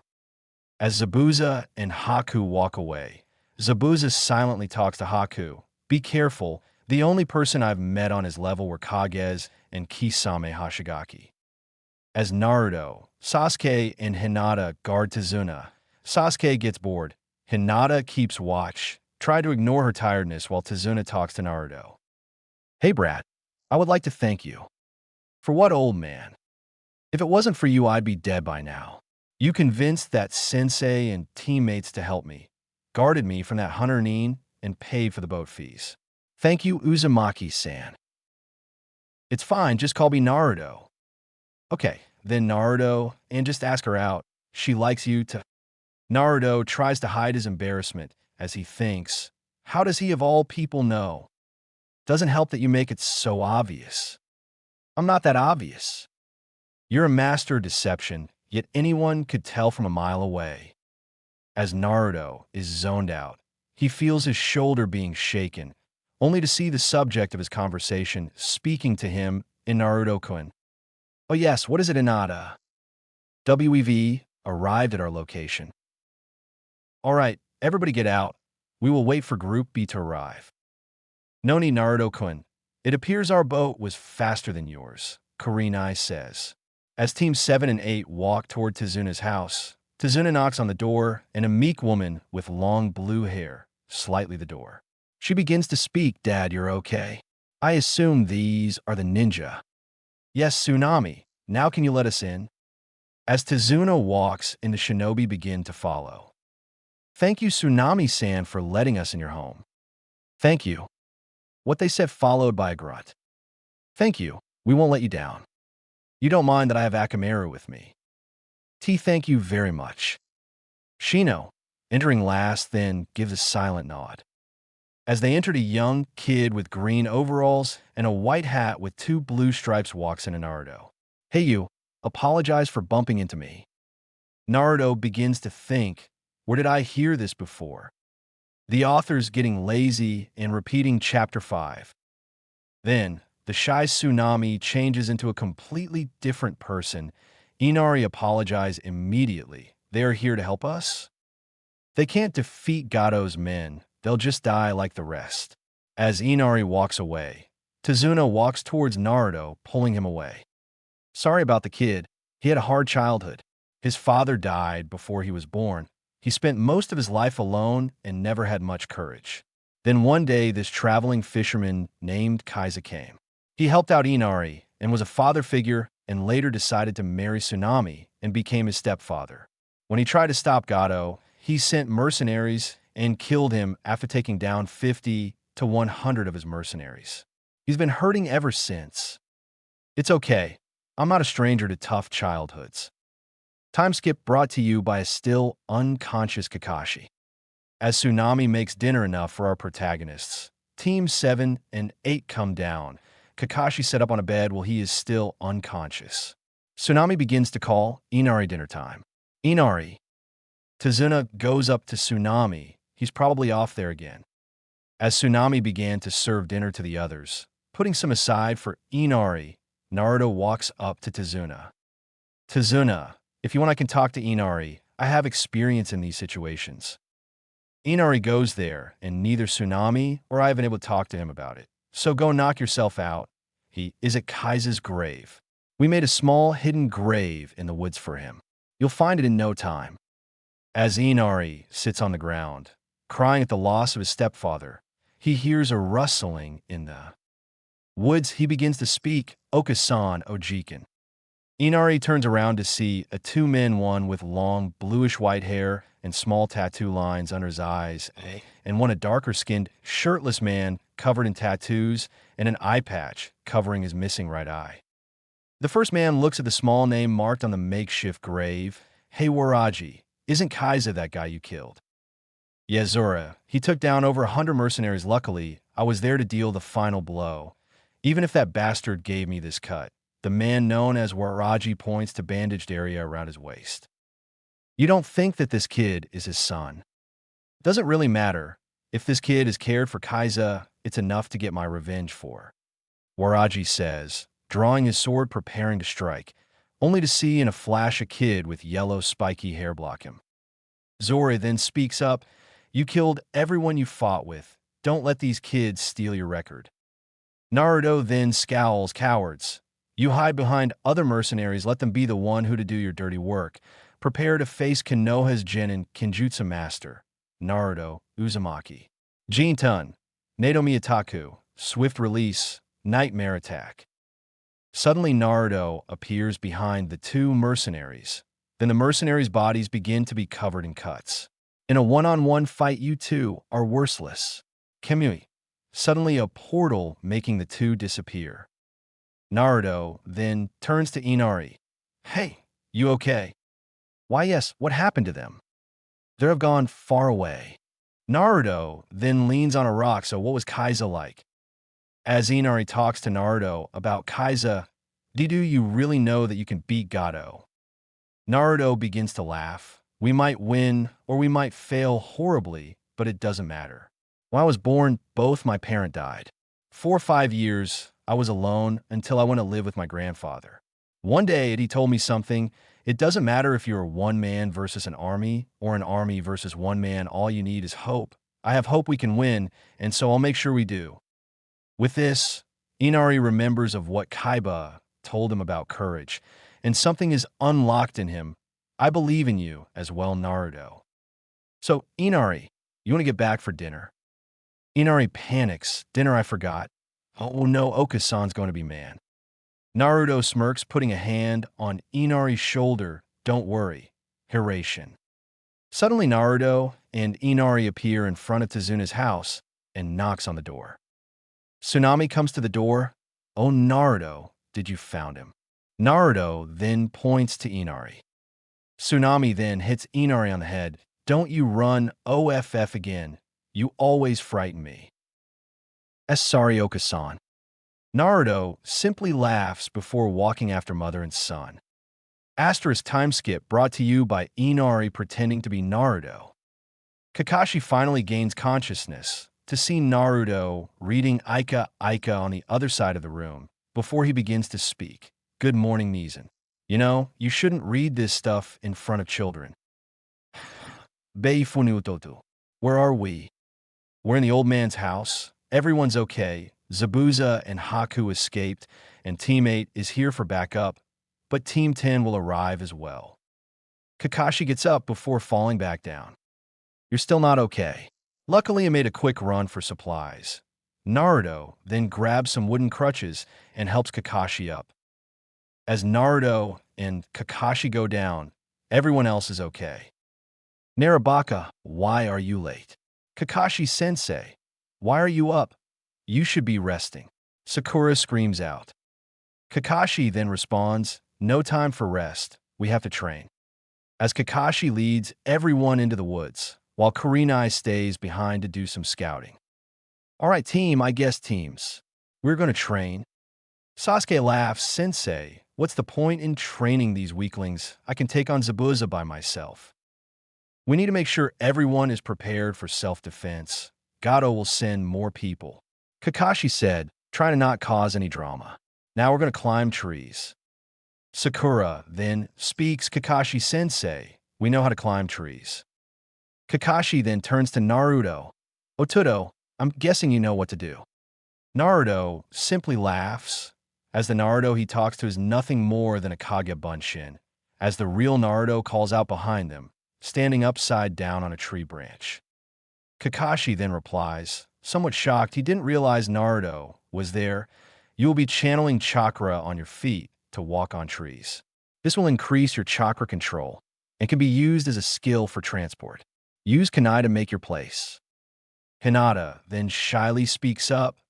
Kei Kakashi-sen, Kei Kurenai-sensei already taught us.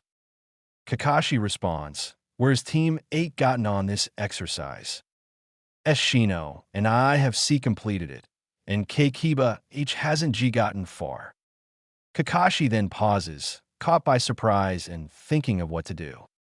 Naruto then jumps in, while Hinata, while this isn't usually done for new genin, but there is a second step to this exercise. Doton, Chidakaku, Earth Release, moving Earth Core. Then a small lake-sized hole with not much depth is made. Naruto then pulls a large amount of water into the hole. All right, Hinata and Shino try and use the same chakra control to walk across the water. Hinata, wanting to impress Naruto, tries only to fall in. Naruto then chuckles a bit before hopping in to help her. I was going to say it requires more concentration, but you prove that point for me. He then forms a tiger hand sign, Kitan. Adatakai Soyake's fire release. warm breeze. This causes the others to look in shock, before Kiba bursts out laughing at Takai Soyakaze. What idiot made that technique? Naruto then looks at him seriousness at releasing a small killing intent. I would be that idiot. Kiba then frightened, did, I say I idiot. I meant genius. Naruto then bursts out laughing himself. You should have seen your face. It's fine really, it was only made for my comfort. Everyone then sweat drops, confused at the fact how Naruto can be dead serious one moment and laughing the next. Naruto then continues to explain, okay, Hinata and Shino, try and focus the chakra before you walk. Okay, so if you have any questions, just ask Kakashi Nizen. As Naruto then walks away, Sasuke begins to speak. Hey Dobe, how did you do that water thing? Naruto then replies, this is the Nidaime Hokage's water absorption technique. It draws water from the environment such as plant life and the air. It requires a high chakra control and skills in Suidan, which you don't have, so no, I won't teach you it. Naruto says while walking away. As Naruto sits on a tree pulling out his book, The Art of War by Tobarama Senju. As he looks to see Sakura slowly getting further in the training, Sasuke and Kiba failing, Kakashi standing by for assistance, and Hinata and Shino were slowly succeeding, with Hinata getting further than Shino. Naruto then asks in his head, hey Kurama, no one is watching me, right? The Uchiha was glaring at you, but now he's more focused on the trees. Naruto smiles before thinking, good, that will make it easier. Jintan, Jikoku Kawarimi, swift release, instant body replacement technique. Then Naruto is instantly replaced with a Kage Bunshin, while the real Naruto is sitting in a chair in Madara's base. Next to him are two white Zetsus. So, honorable grandson, I read your briefing. I assume you have the bodies. Naruto then uses his Kamui as the Zora and Waraji, both looking weak and bleeding. Zora looks up, W, where are we? Waraji then freaks out, W, what is those, pointing to Zetsu and the white Zetsus. Naruto then laughs with an evil grin. Oh, that's Zetsu in the middle, and these are white Zetsu clones. They'll be replacing you. Zora and Waraji just look in horror, trying to crawl away as the white Zetsus walk closer. Naruto begins to leave. I have to get back, send the white Zetsus to Gato once the process is finished. As Naruto comes back the way he came, he sees Sasuke and Kiba making zero process, Sakura making her way to the water, walking falling in after a few steps, Shino making his way from halfway, and Hinata near the end. Hinata's made it near the end. Yeah, Kit, I saw everything through the Kage Bunshin. She might actually do it. As Hinata turns to look at Naruto, who has dropped his book to look at her, Hinata begins to think, Naruto-kun is watching me. There is no way I can lose. As Hinata loses track in her mind, she keeps walking as he sees Naruto rush over to her. Why is he coming? Did I do something wrong? Naruto then speaks up, Hinata, do you know what you've done? Hinata, frightened that she did something that made Naruto mad, did I do something W wrong? And Naruto-kun. Naruto then laughs, no Hinata, you've done the opposite. Look down. Hinata then looks down to see herself walking on the ground, somewhat shocked that she was ground. Naruto then spoke again, your body has naturally adapted to the exercise. You passed the test, now go get some rest. While you don't feel tired, you will get a wave of fatigue later. Hinata walks back to Tezuna's home, daydreaming about everyone's favorite blonde hair ninja. Naruto walks over to the Sasuke and Kiba, both surrounding trees with holes in them. As Sasuke looks over, he sees Naruto. Hey Dobe, I shouldn't be doing some dumb training, teach me some real techniques. Kiba responds, yeah, while I do agree with Sasuke, what's the point in this? Naruto sighs, when you put not enough chakra in a jutsu, it doesn't form. When you put too much in, it will explode in your face. By training with chakra control, you can put in more chakra, meaning you can learn some stronger jutsus. And since I feel sorry, I'll leave you with this. You're putting too much chakra in your step, put less chakra with for focus in. As Naruto walks over to Kakashi, he speaks. Hey, Nezen, I'm gonna go for a walk. You can deal with these for can't you? Kakashi nods. Okay, Otudo, enjoy yourself. Maybe you can get some time to take Hinata on a date. Naruto then gives Kakashi a glare. As Naruto goes on a walk, he makes his way to the bridge Tazuna was building. He begins to yell out, Hey Tazuna, how's the bridge going? Tazuna then turns to see Naruto. Not that good.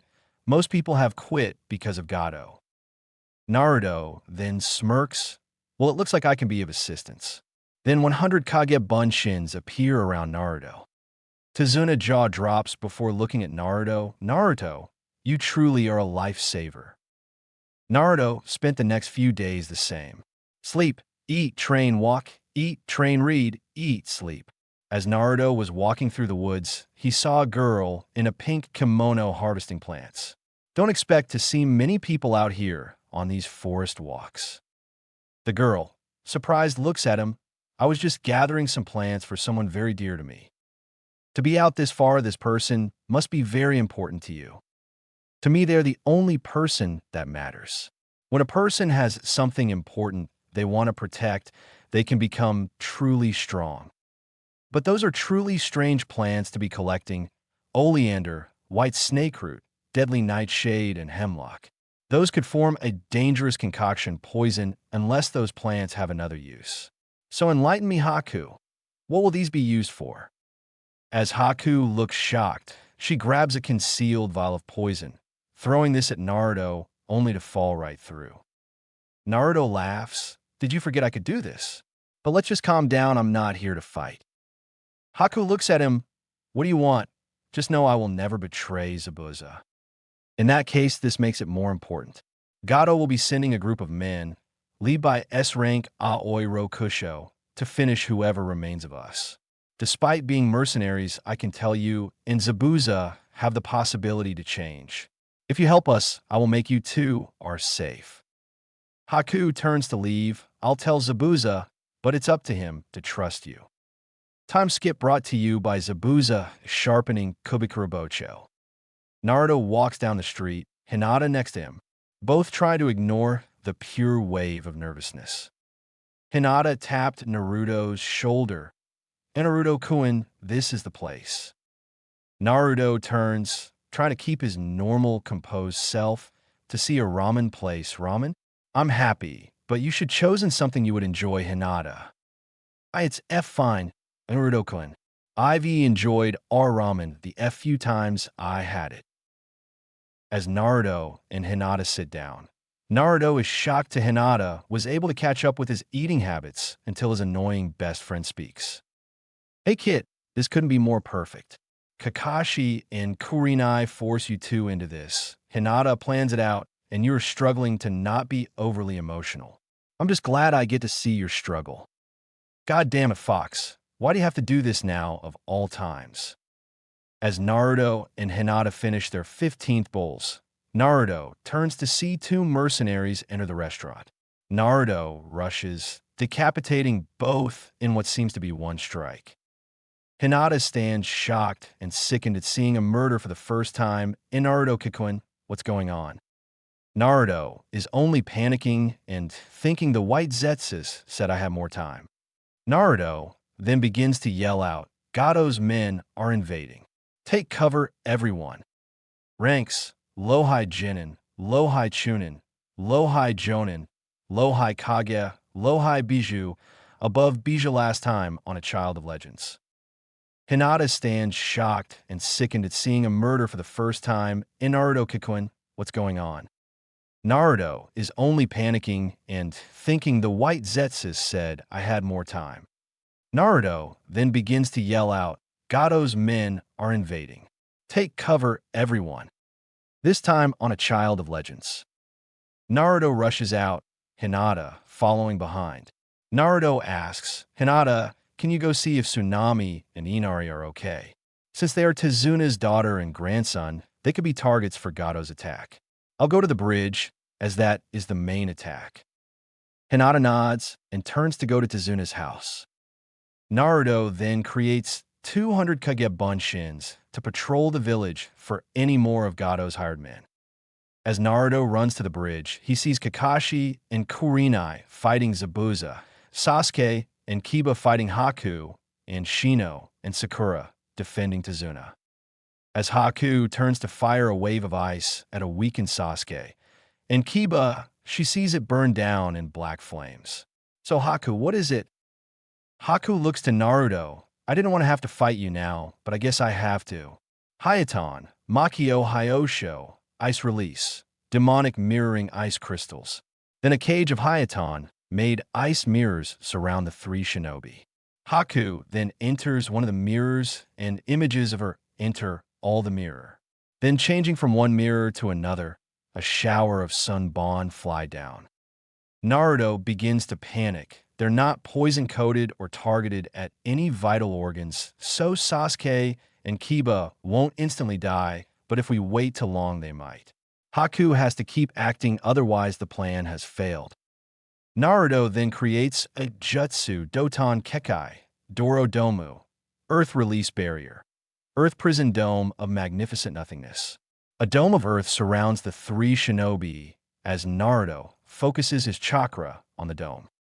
Sasuke angrily speaks, "Dobe, what are you doing? We could take her." Naruto then turns his head around, "No, you can't, but I can." Kiba then yells at Naruto, "What do you mean? You're the dead last. If we can't, you can." Haku's attack is focused on speed, which can't be matched by either of you. Yeah. Well, what are you going to do, Dobe? Naruto laughs. I have something up my sleeve. Naruto then creates 3 Kage Bunshins. One to take over his place, keeping the jutsu active, and 2 others to stop Sasuke and Kiba from trying to destroy the jutsu, so they can fight Haku. As Naruto steps out of a doorway, he quickly dodges a Senbon strike from Haku. Naruto then uses his sword to attack one of the mirrors. Haku laughs and begins to speak. "And here I thought you were smart. How can your measly sword destroy my Hayaton?" Naruto then begins to laugh as well. "Oh, my sword can't, but it's not a regular sword anymore." Naruto then lifts up his sword, revealing the black flames of the Enten. My Enten, Kagetsuchi, allows me to shape the flames, in this case making them surround my sword. As Haku looks at him, she begins to draw more Senbon, while thinking, "I'll just have to focus on stalling for now." However, Naruto then calls back his Kage Bunshin, removing the barrier of earth that protected Sasuke and Kiba. Naruto then turns to Haku, "Seriously, they're here." Haku then dispels her Hayaton mirrors, and Naruto turns to shout to the Jonin and Zabuza, "They're here." With this, Kakashi, Kurenai, and Zabuza all stop fighting and turn to the bridge as hundreds of men pile on, led by the familiar face of Aoi Rokusho. Aoi then begins to clap his hands. "So you figured it out, but it's too late. Aoi Rokusho shall end you all with the power of the gods." Aoi then begins to draw his sword, channeling lightning into the hilt of the sword. Naruto then walks up to Aoi and talks. "I always wanted to see the limits of the Raijin no Ken, Sword of the Thunder God." Naruto then rushes at Aoi using the Jintan, Shinhiration no Jutsu, Swift Release, new Flying God Thunder technique, which teleports to a clearing in an unknown place. As Naruto and Aoi appear in an unknown arena, Naruto begins to speak up. "Welcome to Yuzushiobikure, the land of my ancestors. I brought you here using my modified Hiration no Jutsu." Aoi then looks at him. "I think I know you from somewhere." Do the words kill the demon brat. He's only 3 and an orphan, nobody will care about him." With this, Aoi Rokusho looks in surprise, then a look of malicious happiness. "I get to kill the demon brat. After all, isn't this great?" Suddenly, AI begins to laugh. Blonde hair, blue eyes, even the last name, Uzumaki. "I can believe how moronic we were. You're the Yondame's son. Maybe you'd like to know that I'm also relate to Hashirama Senju, Tobirama Senju, and Madara Uchiha." With this, Aoi begins to laugh. "Oh, this day is getting better. First I get to kill Zabuza, then instead I get to kill the QB brat. Then he's the son of the Yondaime, and now he's related to the Shodaime, the Nidaime, and the god of battle. Not to mention the irony that I get to kill the Nidaime's descendant with his own weapon. How funny. You think you can kill me? I will make sure you pay for your crimes. A genin thinks he can beat me. With my Raijin, no, I am invincible. Naruto then rushes to Aoi, appearing from behind using a Raikiri, injuring Aoi's arm before having the rest if the Raikiri absorbed by the sword. Naruto begins to think, so the sword can absorb Raidon ninjutsus. Not even Nezen's technique overpower it. Flashback brought to you by Kakashi putting on hundreds of masks. So Nezen, why did you call me here?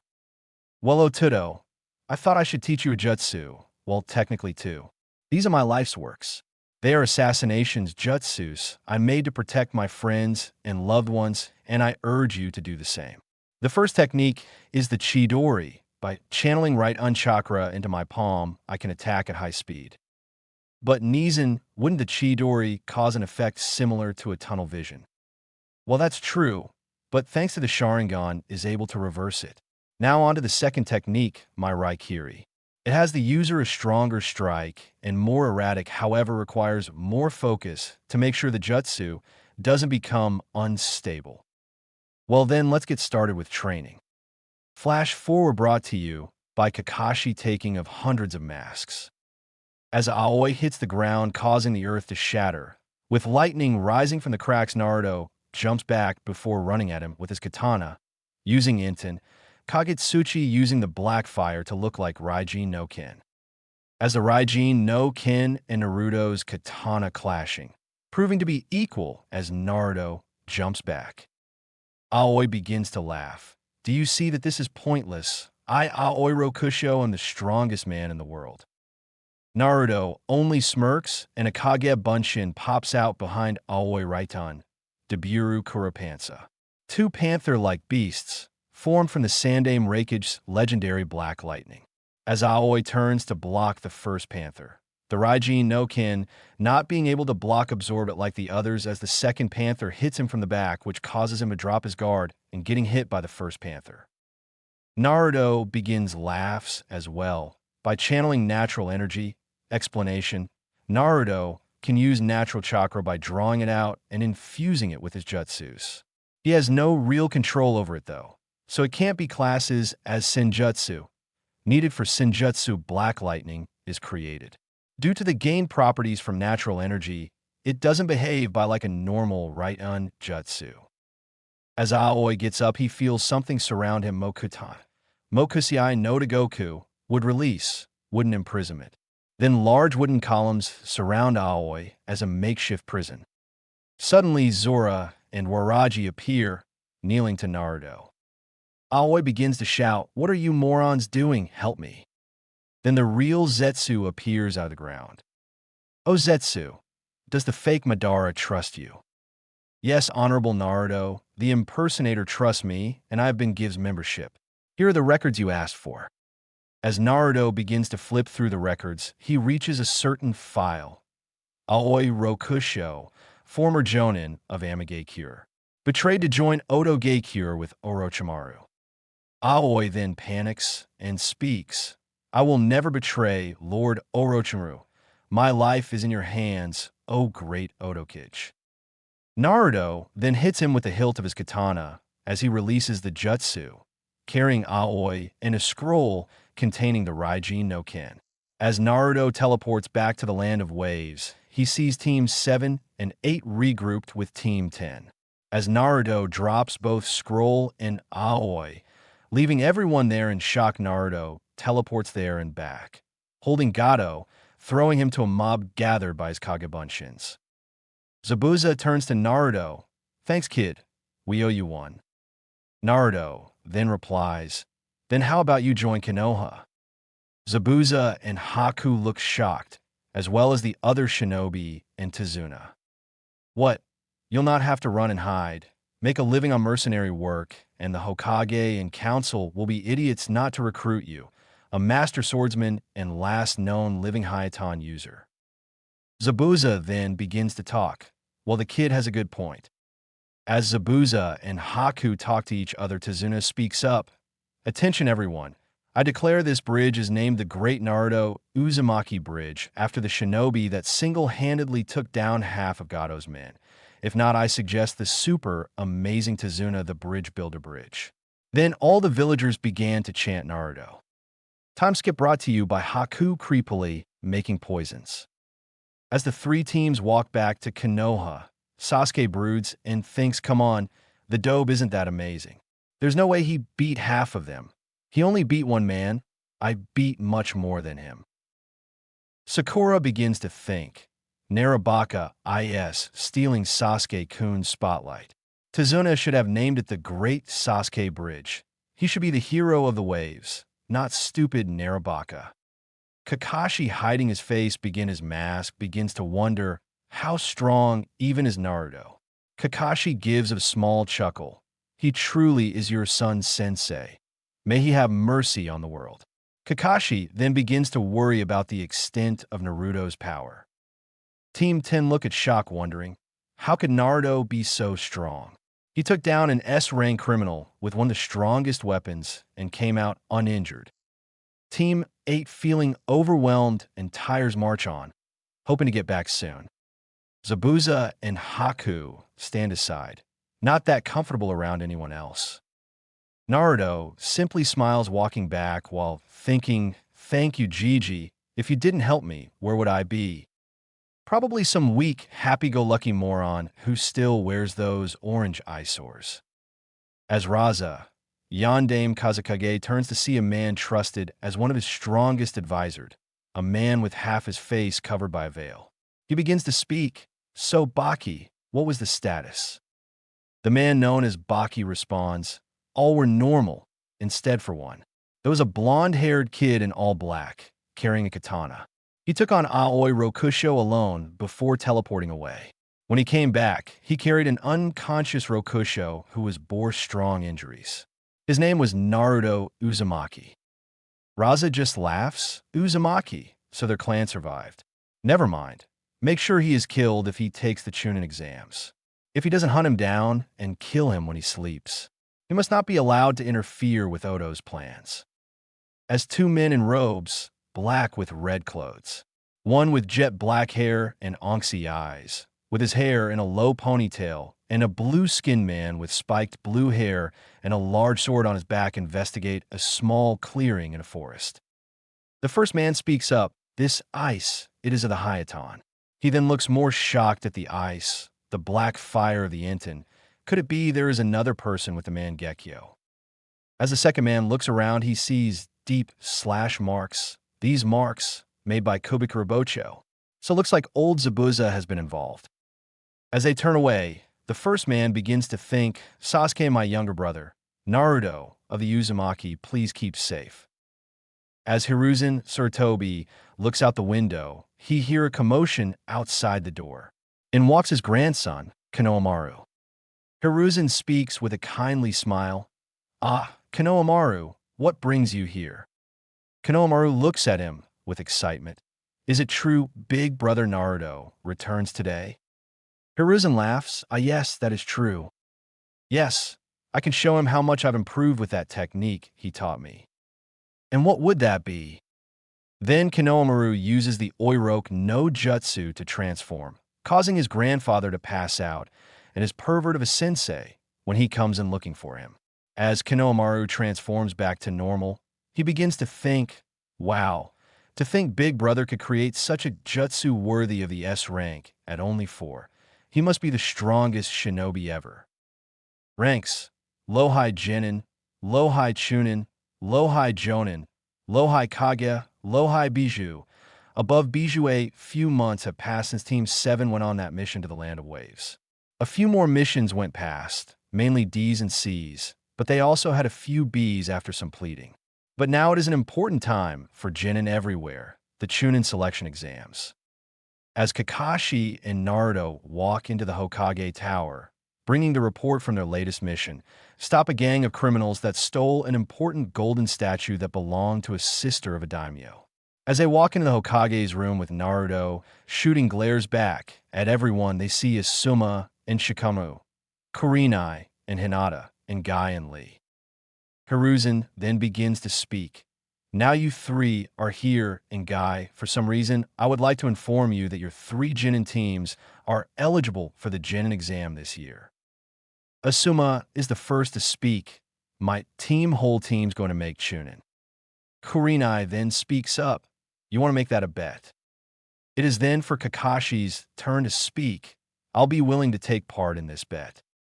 Then finally Guy speaks. Once more my team will take the exam, and we will win this. Lee then speaks as well. Guy-sensei. Lee. Guy-sensei. Lee. Kakashi and Naruto begin to sigh at their eternal rivals. As one by one the teams begin to leave, Kakashi and Naruto catch up with Sasuke and Sakura. Sakura then complains, Kakashi-sensei, Narabaka, what took you two so long? Kakashi then responds, well, I've got good news. In a month we are holding the Chunin exam, and Lord Hokage has given us permission to enter. At this Sasuke grunts, why bother holding an exam? All other Genin are too weak. I'll clearly be the one who passes. Sakura begins to fawn over Sasuke, saying things like Sasuke-kun is so cool, Sasuke-kun is the greatest, and no other ninjas stand a chance. Kakashi then turns to Sakura and speaks. Well, with Otudo telling me he decided to take the test, and Sasuke has decided right now, would you like to take the test? It doesn't affect Naruto and Sasuke's chance of passing, so it's up to you. Sakura then begins to think for a while before responding, I'll like to take the test, Kakashi-sensei. Okay then, I'll just need you to fill out these forms so I can give them to the Hokage. As our three Genin teams begin to fill out the forms, Kakashi speaks again. Now, instead of going on a mission, we will be doing team training. Hey Mizan, do you mind if I do some independent training over the next month? That will be fine, Otudo. Just come to team training twice a week. Naruto nods, going to leave before turning back and speaking. I'm going to see Hokage Aji-san now. I could deliver the forms. Kakashi turns to Naruto, throwing him the papers. Naruto continues to run towards the Hokage tower, eventually reaching it. As Naruto walks, he sees Guy and Lee, still talking Guy-sensei Lee, Guy-sensei Lee. Naruto begins to think, how long are they going to do this, before heading into the Hokage's room. As he walks in, the Hokage begins to smile. Naruto, what a pleasure to see you again. What do you need? Well, first I have the Chunin exam paperworks. Who knew Kakashi could be fast at something? Hiruzen says, letting a small chuckle. Naruto, also laughing, continues to speak. Secondly, I would like a 2-month warrant to leave the village for some training. Well, Genins usually aren't allowed to leave alone, but since you are unique, for lack of a better word, I will allow it. As Naruto heads off, he has one last place to go, the Shinobi Apartments. As Naruto enters to talk to the receptionist, the same one he encountered on his first day in the apartments, he begins to speak. You don't like me. I don't like you. I'm leaving for the next 2 months. Here's my payment. Before walking off, the receptionist begins to smile, thinking, if the kid's gone, we can ruin his apartment, and nobody will know. As Naruto enters his room, using his Kimui to store all of his belongings, locking his door and heading off to leave. As he left through the gates, going out of sight, uses the Hiraishin to make his way to Madara's base. Naruto begins to walk through the halls, thinking, it's been a while since I've been here. Naruto proceeds to go to a small library Madara built, containing a wide range of information, the main section being a collection of every jutsu recorded by Madara. Naruto then goes to the Kekkei Jinkai section, grabbing a Jintan scroll. Naruto begins to think, why didn't I think of checking if Madara had anything on the Jintan scroll? You don't know how many answers I have for this. I'm also wondering why making a deal with you is a good idea in the first place. You know you love me, Kit. Just not as much as the Hyuga. Goddamn Fox. Why I let you have a nice cage confuses me. The month went past quickly. Naruto spent most of his time doing training he based on Madara's old schedules. Naruto looked the same, except his hair was now a mirror image of Madara's. Naruto would use the Hiraishin to get back into his apartment so he could make his training exercises with Kakashi and the rest of Team 7. Then finally the day came. What was 3 days before the exam, but Naruto decided to get back early as he had 2 days of extra long Kakashi training sessions. After receiving all his belongings from the Kimui dimension, he decided to get some Ichiraku ramen until he saw an interesting sight. Sasuke and Sakura, who he assumed were finishing training, had an encounter with Konohamaru and his two friends, Moegi and Udon. Konohamaru begins to speak up. As the grandson of the third Hokage, I demand you tell us where Big Brother Naruto is. Sakura responds, for the last time, we don't know where he went. All we know is he left somewhere and comes back for our team exercises. He'll be back soon, so be patient. Besides, why do you want a loser like Narabaka when you can have a real shinobi like Sasuke-kun? Konohamaru laughs. I've snuck some glances at your mission statements. Big Brother does all the work while you two weaklings sit back and relax. Why, you kid? Konohamaru runs away, with his friends following him until he bumps into a man in a black jumpsuit that has a Suna Hitate stitched in.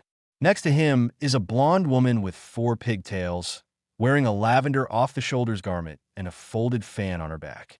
The man proceeds to pick Konohamaru up by his scarf and speaking, Hey kid, why did you bump into me? Konohamaru responds, you should have moved. Do you know who I am? No, and I really don't care. Moegi and Udon begins pelting pebbles at the man. He begins to speak again. Hey kids, you want trouble? Let me give you an example with your little friend.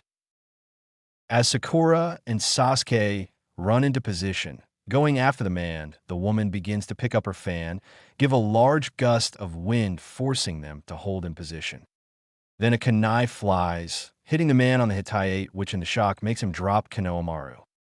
Who hit me? Come out, show yourself. Then Naruto proceeds to walk, looking at the man. Konohamaru then looks at him joyfully.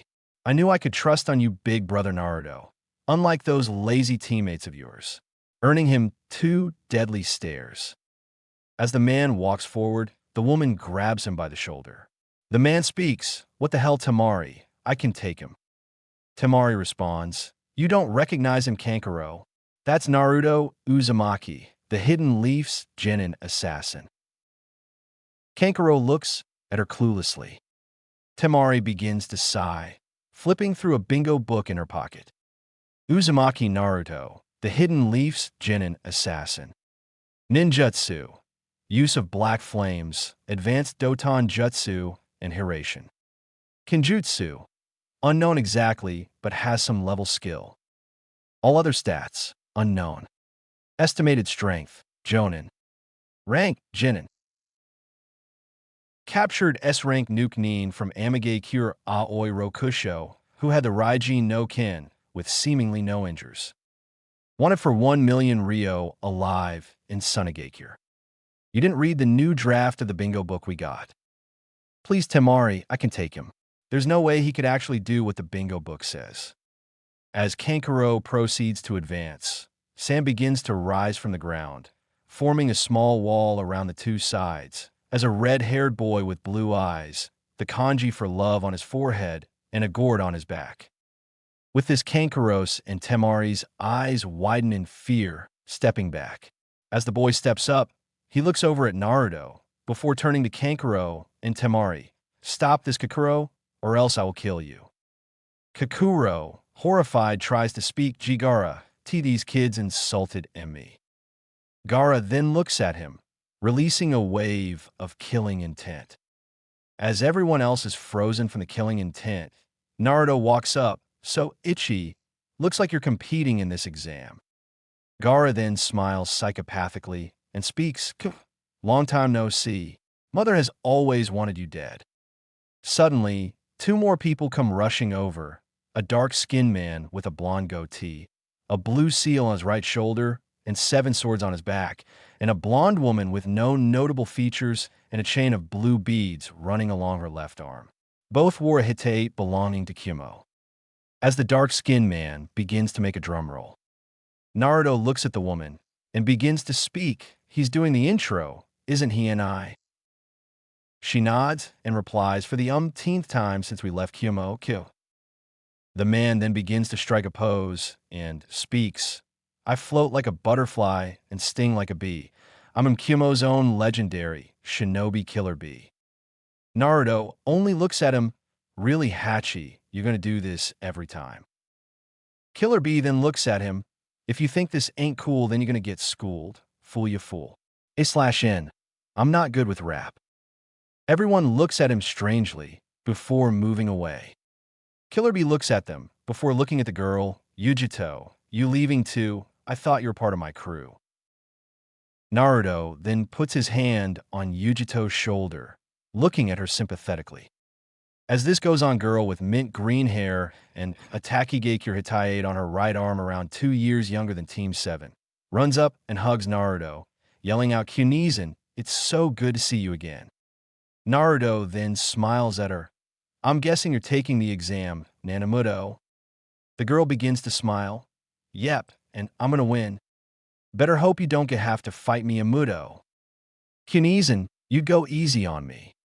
Konohamaru then glares at her and speaks. Hey, what are you doing with big brother Naruto? She then looks at him. The better question is, what were you doing with Kunizan? Do you know who I am? The Sandaime Hokage's grandson, Hiruzen Sarutobi. Well, I'm Fu, Taki's strongest genin. Naruto then looks at them, thinking, oh god, I might have created the fiercest rivalry since Hashirama and Madara. Once more someone comes in. However, this time, it's a familiar face, Kakashi. He looks at the you're back, Ototo. I should have expected you drag a big crowd. Then Fu runs up to Kakashi. You're Kakashi, aren't you? Kunizan told me all about you and your missions. I have so many questions. Naruto then begins to speak. Sorry, everyone. I have to go. I have something else to do. Oh, and can you keep this meeting secret? I need to surprise someone. Kakashi then chuckles before whispering to Naruto, I'll make sure they don't tell Hinata. Naruto then runs off before stopping at a store. This is a flower store. You know they're not going to let you in, right? Don't worry, Kurama. I'll use my special bargaining skills. You mean your henge and large supply of Rio? Guess you got me there. As Naruto looks and he sees that nobody is around, he takes this chance to go in normally, looking at flowers. As a girl made her way through the back, getting some new seed packets, only realized someone came in. As she looks over, she thinks black jumpsuit, blonde hair, the number 9. Naruto. Naruto looks over to see none other than Ino Yamanaka of Team 10. Oh, Ino, you work here. This is my family's stores. What are you looking for? I'm looking for something for a certain someone. Naruto says, trying to be vague. Well, these are the white lily, also known as Lilium candidum or Madonna lily. These are Hinata's favorite flowers. Naruto begins to think, is there anyone in Konoha that doesn't know? Naruto begins to smile. So how much are there? Naruto says as he picks out a bouquet he thinks look nice. Wow, you have an eye for flowers. As Ino begins to talk about them, she gets to the price. They're about 250 Rio. Naruto then begins to pull out his wallet, placing the Rio and grabbing the bundle. As he begins to leave, an Umbu appears. Naruto Uzumaki, you are required by Ibiki Marino of the Torture and Interrogation Division. If you resist to come, I am allowed to bring you forcefully. Naruto only nods as he makes his way. Once he gets here, a man with 2 scars over his face walks up. He begins to speak. You're Uzumaki. I don't know what Hokage-sen sees in you, but follow me, kid. I'm Ibiki Marino. I need your help with Aoi Rokusho. We can't get any information. As Naruto walks up, he looks at Aoi, unconscious. He then begins to channel chakra into him. As this happens, a curse mark appears on his hand. Naruto then begins to speak. The curse marked by Orochimaru is blocking him from disclosing information. It can be easily deactivated, but it will take time for the effects to be removed as the seal leaves a mental implant. Naruto then puts his hand on the seal, Burika Fuin, Breaker Seal. A seal then appears, engulfing the curse mark before they both disappear. Ibiki looks at him in shock as he thinks, this kid has the skills to be a stronger Fuin Jutsu user than Jiraiya one day. He then begins to speak. Hey kid, how did Rokusho hide the seal? Naruto then begins to speak. Since Bukajutsu is a small and dying jutsu type not many people know, but if you cut of all chakra to the seal, it puts it in a dormant state. Quick question, you wouldn't happen to know anyone other than Hokage Ajisen and the Sannin that would know a lot about Orochimaru? The only person in this village who fits the criteria is Anko Mitarashi. You would probably find her at a dango shop, but be careful kid, she is rather strange. As Naruto runs off, Ibiki turns to the Umbu and speaks the kid's interesting hate. Hate then responds, yes, I wonder how he'll go on this year's Chunin exams. Well, we're both proctors well, at least I'll get to see what he's like. As Naruto checks the biggest dango shop, he sees a woman at a table, and next to her is someone who appears to be the manager shouting, get Miss Mitarashi some more dango. As Anko goes to check her wallet, she sees it's empty. However, as she begins to tell the manager, a blonde kid throws some Rio at him and speaks, I'll pay for her. Oh, and get me one as well. The kid then proceeds to sit at her table. Thank for the money, Gaki. No problem. Now what do you know about Orochimaru? Anko then glares at him seriously, pulling out a kunai and lunging at him. Why do you want to know about him? Naruto laughs, calm down, I just want to talk. After 5 minutes of coercion, 20 minutes of more dango, and 25 minutes of Anko drinking sake, and before they go their separate ways, Anko grabs him by the wrist and speaks, hey Gaki, I gave you the info, now what you gonna give me? Naruto then suddenly channels chakra through her. Before speaking, this is going to be hard. Anko suddenly felt strange, like some evil presence has banished from her body. She then looks at Naruto shocked. Gaki, what did you do? Naruto looks at her. Well, I did a bit of background research, and I read Orochimaru placed a cursed seal on you. While my original plan was to remove it, this seal is more complex and needs analyzing, so I placed a limiter seal around it. Explanation. The seal is dormant, so it can't be activate. Sub-explanation. No one knew about how seals become dormant. They believed Anko's lack of will was the reason, not that the seals could naturally become dormant. However, it still leaves an effect on the wielder. Anko looks at Naruto with a rather unusual emotion for her, happiness, and begins to speak, Gaki, thank Y dash. She then faints out of drunkenness. Naruto then goes to check her wallet, seeing she has a key for the Kunoichi apartments on the other side of the Shinobi apartments. Naruto then begins to haul Anko over to the entrance, the receptionist once more glaring at him, and him back at her. As she sees Anko, her eyes widen and sparkle with joy as she thinks, finally, I can get rid of the QB brat. However, before she has a chance to accuse Naruto, Team 8 Sensei Kurinai Yuhi comes running over Naruto as Speak begins to speak. Naruto-kun, Anko didn't cause you trouble, did she? As Naruto shakes his head, signifying no, Kurinai picks up Anko before shaking her awake. As Anko gets up, she looks at her. Kurinai, what happened? Kurinai then drags her off, speaking, you got drunk again. You're lucky we're friends, otherwise who knows what would have happened to you. Naruto begins to chuckle, thinking, that's a new side of Kurinai I haven't seen. She is so different, like a beast coming from a flower. Naruto then panics and thinks, oh Kami, the flowers. Calm down, kid. The Yamanaka said they've been bred to last a few days after they are first plucked. Naruto then rushes over to the Hyuga clan house, then to the main family area, then to the clan chief's residence, knocking on the door. As the door opens, a middle-aged man with long black hair, a robe, and white eyes. The man begins to speak. What do you want, kid? Naruto, looking at the man, trying to be polite. You wouldn't happen to be Hinata's father, would you? Yes, I'm her father, Hayashi. I'm guessing you're looking for Hinata. She left to do some training with her team and hasn't returned yet. Naruto thinks, I guess I can see her tomorrow. He then begins to speak, sir. Could you give these to her and this note? Naruto then hastily writes a note. Hayashi grunts before grabbing the flowers and closing the door. As he walks down, he begins to read the note to check if it's something bad. As he reads it, he sees the words, keep up the work to being a great shinobi. I know you can do it. From Naruto Uzumaki. With this, Hayashi begins to smile and thinks, it's nice to know she has people who care for her. Why did those cursed elders make me disinherit her? Around 10 minutes later, Hinata returns to her room to find the bundle of flowers and the note. As she reads it, she begins to furiously blush, thinking Naruto did his F for me, before letting out a small cheer of excitement. Meanwhile, Naruto decided to go to Ichiraku before he went home, not having much except a few dango from his talk with Anko. Tucci and Ayam greet him with a friendly smile and a joke that him being missing nearly drove them bankrupt.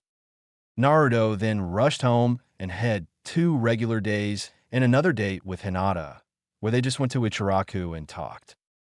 Then the day finally came, the long-awaited Chunin exams. Ranks, Lohai Jinin, Lohai Chunin, Lohai Jonin, Lohai Kage, Lohai Biju, above Biju last time on A Child of Legends.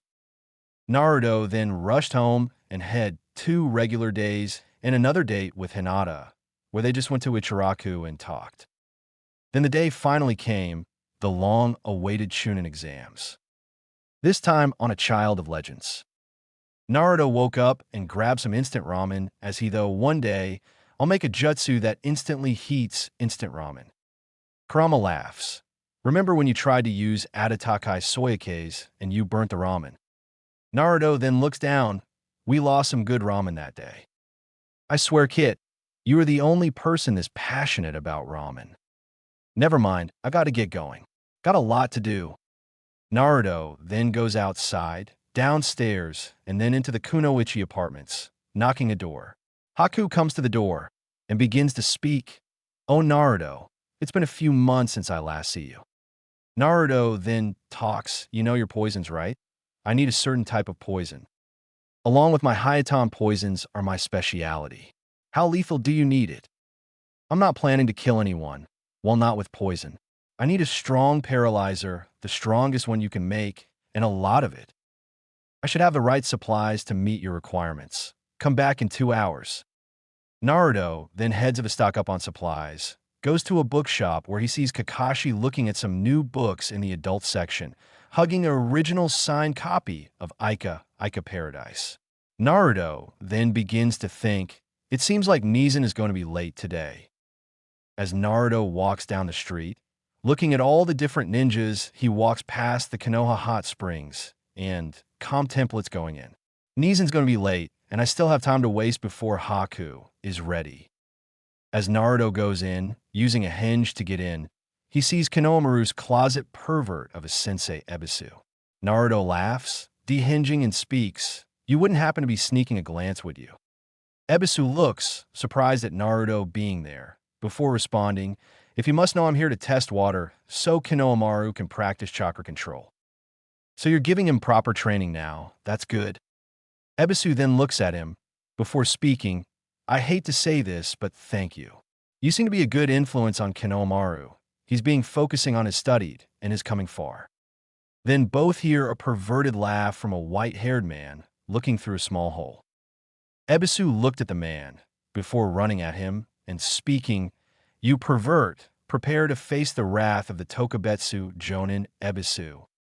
The man then turns around, summoning a toad that hits him with its tongue.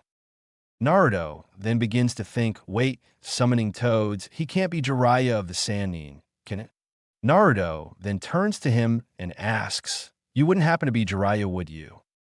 The man begins to speak, yes, I am the legendary Jiraiya, writer of the Aika series. Naruto then begins to mumble, oh God, he's a pervert. I'm not just a pervert, I'm a super pervert. Who even are you, kid? You're God's son. Jiraiya stands there shocked. Before speaking, Naruto, is that really you? Naruto just nods. Jiraiya begins to ask questions about him, surprised with some answers such as Madara is Minato's father. Madara survived against Hashirama, and Naruto had 5 Kekkai Genkai. As Naruto began to ask him some of his own questions, Jiraiya eventually had to leave. As Naruto returns to get his poison from Haku, before showing up in front of the academy, where Sakura, Sasuke, and surprisingly Kakashi were waiting. Sorry, I got lost on the path of life. Sakura and Sasuke look at him angrily, while Kakashi cries tears of joy. As they go in, Kakashi begins to talk. Now it's good that you're all here, otherwise we would have to wait until next year.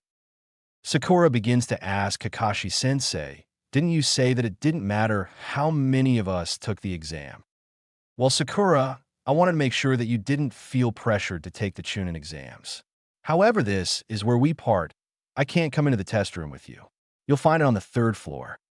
As they go inside, they begin to walk until they see 2 genin blocking the door, with Rock Lee falling back and being helped up by a girl can be assumed to be his teammate. As the genin taunt the others, telling them to give up on the exams, Sasuke walks up to them and speaks, dispel this genjutsu you've placed. I need to get to the 3rd floor. Everyone looks shocked at the fact, except for Naruto and Jinin, who has long black hair and blank white eyes. He then turns to Sakura. You saw through this to Sakura. You are the best with chakra control. Sakura, trying to pretend, speaks. Of course, this is only the 2nd floor. It's so simple. As Rock Lee goes up to Naruto, he begins to talk. My eternal rival. IT is good to see you once more. Let our fires of youth burn strong.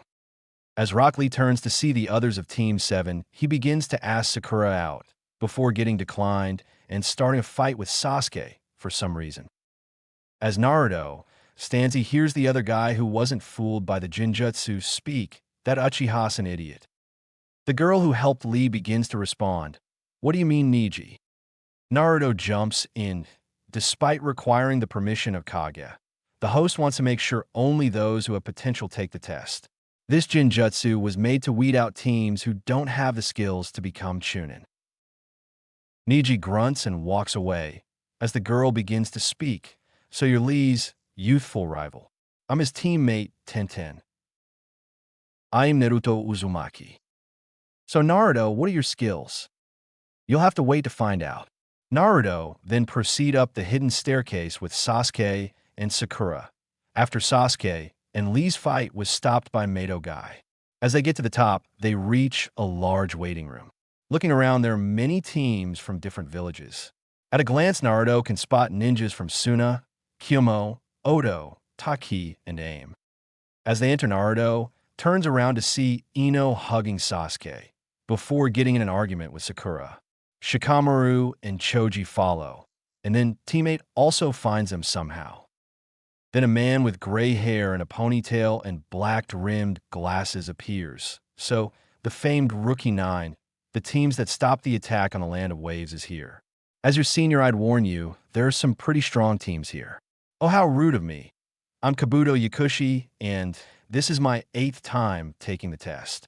Kabuto then pulls out some cards. These are my info cards. If you have any questions about anyone taking the exam, ask me. Sasuke begins to speak. Gaara, Rock Lee, and Naruto Uzumaki. Kabuto begins to go through the information. First is Gaara, the youngest son of the Yondaime Kazekage and user of the Jiten magnet release. His attacks are based around using sand he carries in his gourd. He is on a team with his siblings Kankuro and Temari, which is led by Baki, an advisor of the Yondaime. His missions are 42 D ranks, 32 C ranks, 18 B ranks, 7 A ranks, and 1 S rank. Rumor has it he has never been injured once. This causes fear between some of the Rookie 9 that a Genin can be that powerful. Kabuto then pulls out another card. Rock Lee master Taijutsu, but can't use any ninjutsu or jinjutsu. He is the interim leader of Team 3 with Tenten and Neji Hyuga and led by Mato Guy, a man believed to be the strongest living taijutsu user. His missions are 33 D ranks, 22 C ranks, 17 B ranks, and 3 A ranks. As Kabuto begins to get a third card out, it bursts into flames. Sorry, but I have to keep my secrets, Naruto says before wandering off. Naruto, looking around, can see a few familiar faces. The three Sand siblings, Yujito with a Kyumo team, Fu, and two Jonins pretending to be Genin, a team from IWA, and some Odo ninjas. Hey kid, be careful around that Kabuto. He smells of snakes. I'll have to watch him when the time comes. Flashback brought to you by Orochimaru, spying on Sasuke. As Teams 7, 8, and 10 go to Dazuna's house, getting the offer to rest for the rest of the day before heading back to Konoha, Naruto then speaks, I'm going to do a quick scouting mission. Make sure there aren't any more mercenaries that were missed. Kakashi just gives Naruto a thumbs up as they walk away. As Naruto creates a few Kage Bunshins, he runs off to find a Jonin and Suna attire watching him. As Naruto walks, pretending to ignore the Jonin, he shins behind him, pulling his katana behind his neck and begins to speak. So, why is Suna interested in me? The Jonin, surprised at Naruto being behind him, begins to speak. Do you think I'll talk? Your threats don't scare me. Naruto just smiles and thinks to himself, I finally get a chance to use this on a person. Naruto then activates his EMS, Kodoematsukami. Naruto then begins to speak. Why is Suna interested with me? I guess telling you won't hurt. They want to plan an invasion of Konoha with Odo Geikure. We were scouting out the skills of your Jonin when we saw you. We wanted to see if you were hiding something. Thank you for telling me this. Unfortunately, that makes you a traitor. Naruto then shoves his katana into the Jonin's chest, and I hate traitors. After everyone returns, Kakashi and Naruto give the mission briefing. The Hokage begins to speak. Now, if that's all, feel free to leave. I'll get around to your payment. Naruto then begins to speak. Actually, Hokage Ajisen, there's one more thing, but you'll need to get the Umbu to leave. Hiruzen then signals the Umbu to leave before Naruto begins. After defeating the mercenaries, I found myself stalked by a Jonin from Suna. After using the Kodoematsukami, he confessed that Suna was working with Odo to invade the Konoha. While he didn't say, when I can only assume it would be when we hold the Chunin exams. Hiruzen begins to speak.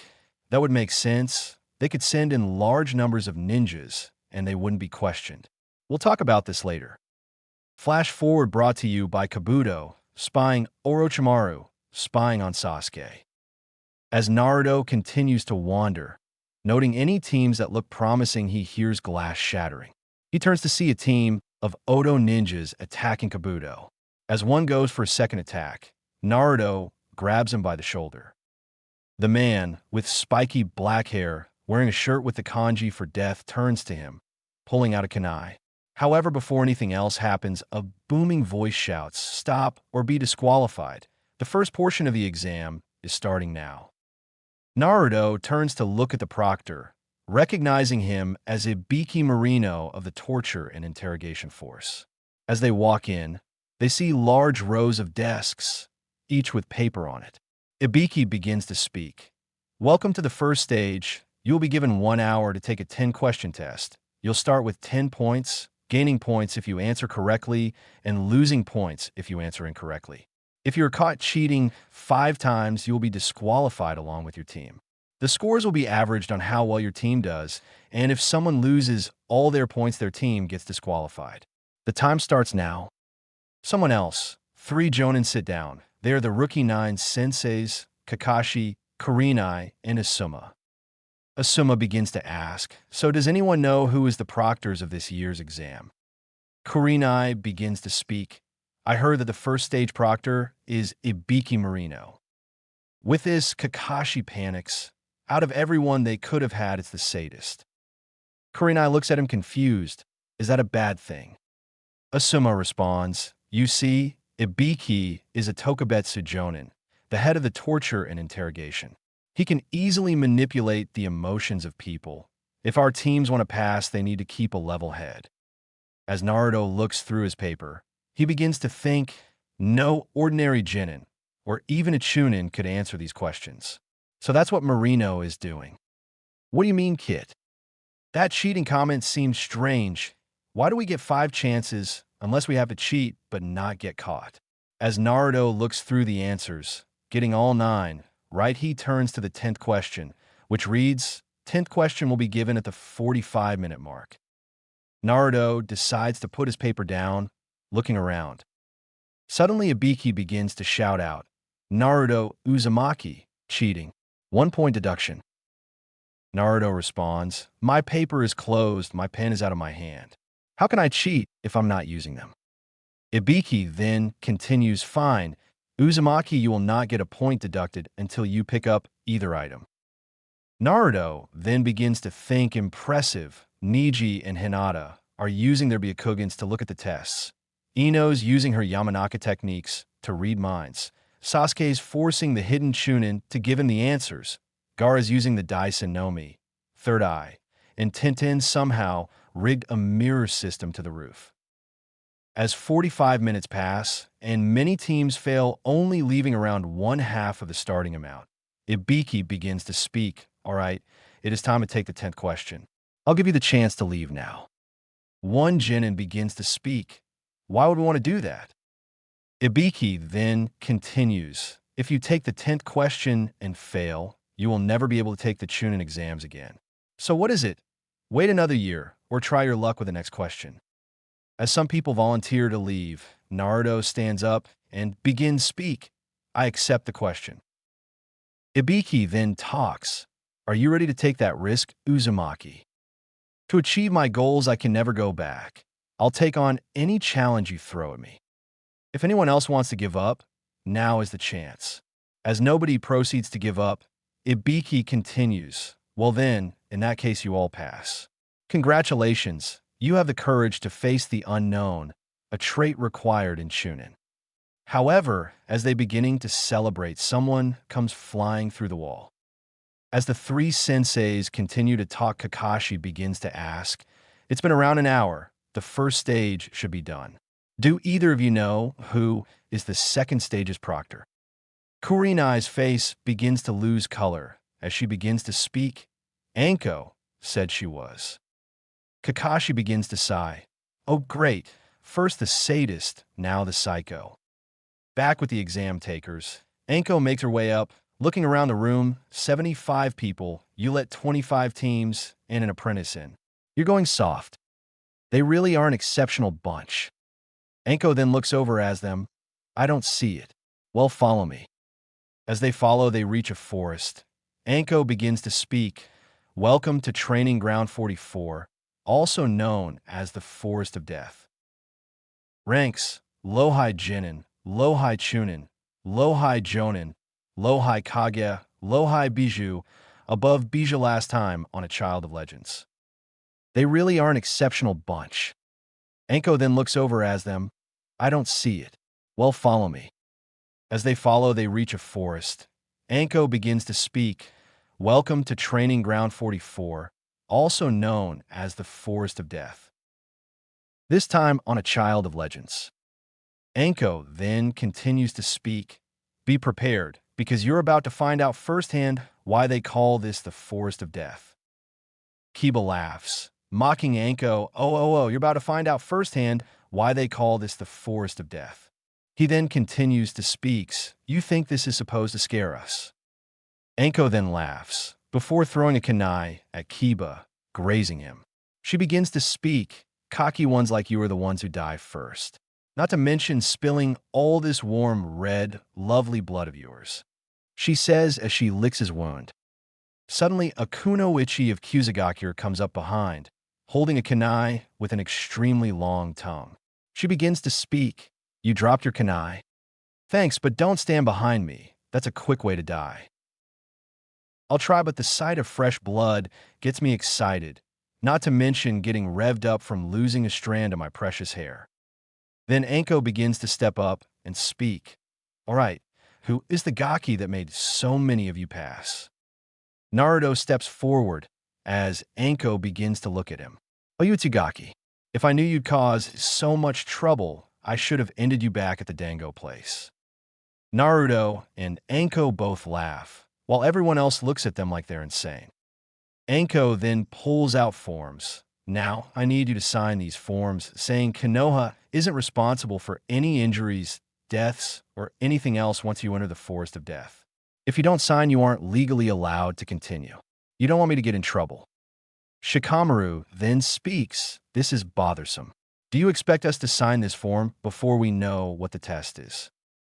Anko pulls out two scrolls, one white that has kanji for heaven and one black that has the kanji for earth. She then begins to speak. Each team will start with one of these two scrolls, and you must get to a tower in the center of this training field. She begins to hold up a map. As you can see, you'll start in one of the 44 gates. The tower is approximately 10 kilometers away, and a river splits the forest in two. You will have 5 days to finish the test. Does anyone else have any questions? Choji begins to ask, 5 days, what do we do for food? This forest has plenty of resource for you to eat. Of course, there are all ones that will eat you, but don't worry, Anko says, non-reassuringly. Naruto then asked, are there any rules? Oh yes, there are 2 rules. Rule 1. If one of your teammates is dead or injured to the point they can't continue, you'll be disqualified. Rule 2. When in the forest, you can't open your scrolls. If you want to know what happens, then open the scrolls yourself. Naruto then asks another question, is there a limit to the scrolls you take? You can take as many scrolls as you like, just as long as you follow the second rule. As Anko looks around, she begins to speak once more. Since you have no more questions, please form an orderly line with your team. After each team fills out their form, they go behind a curtain to receive their scroll.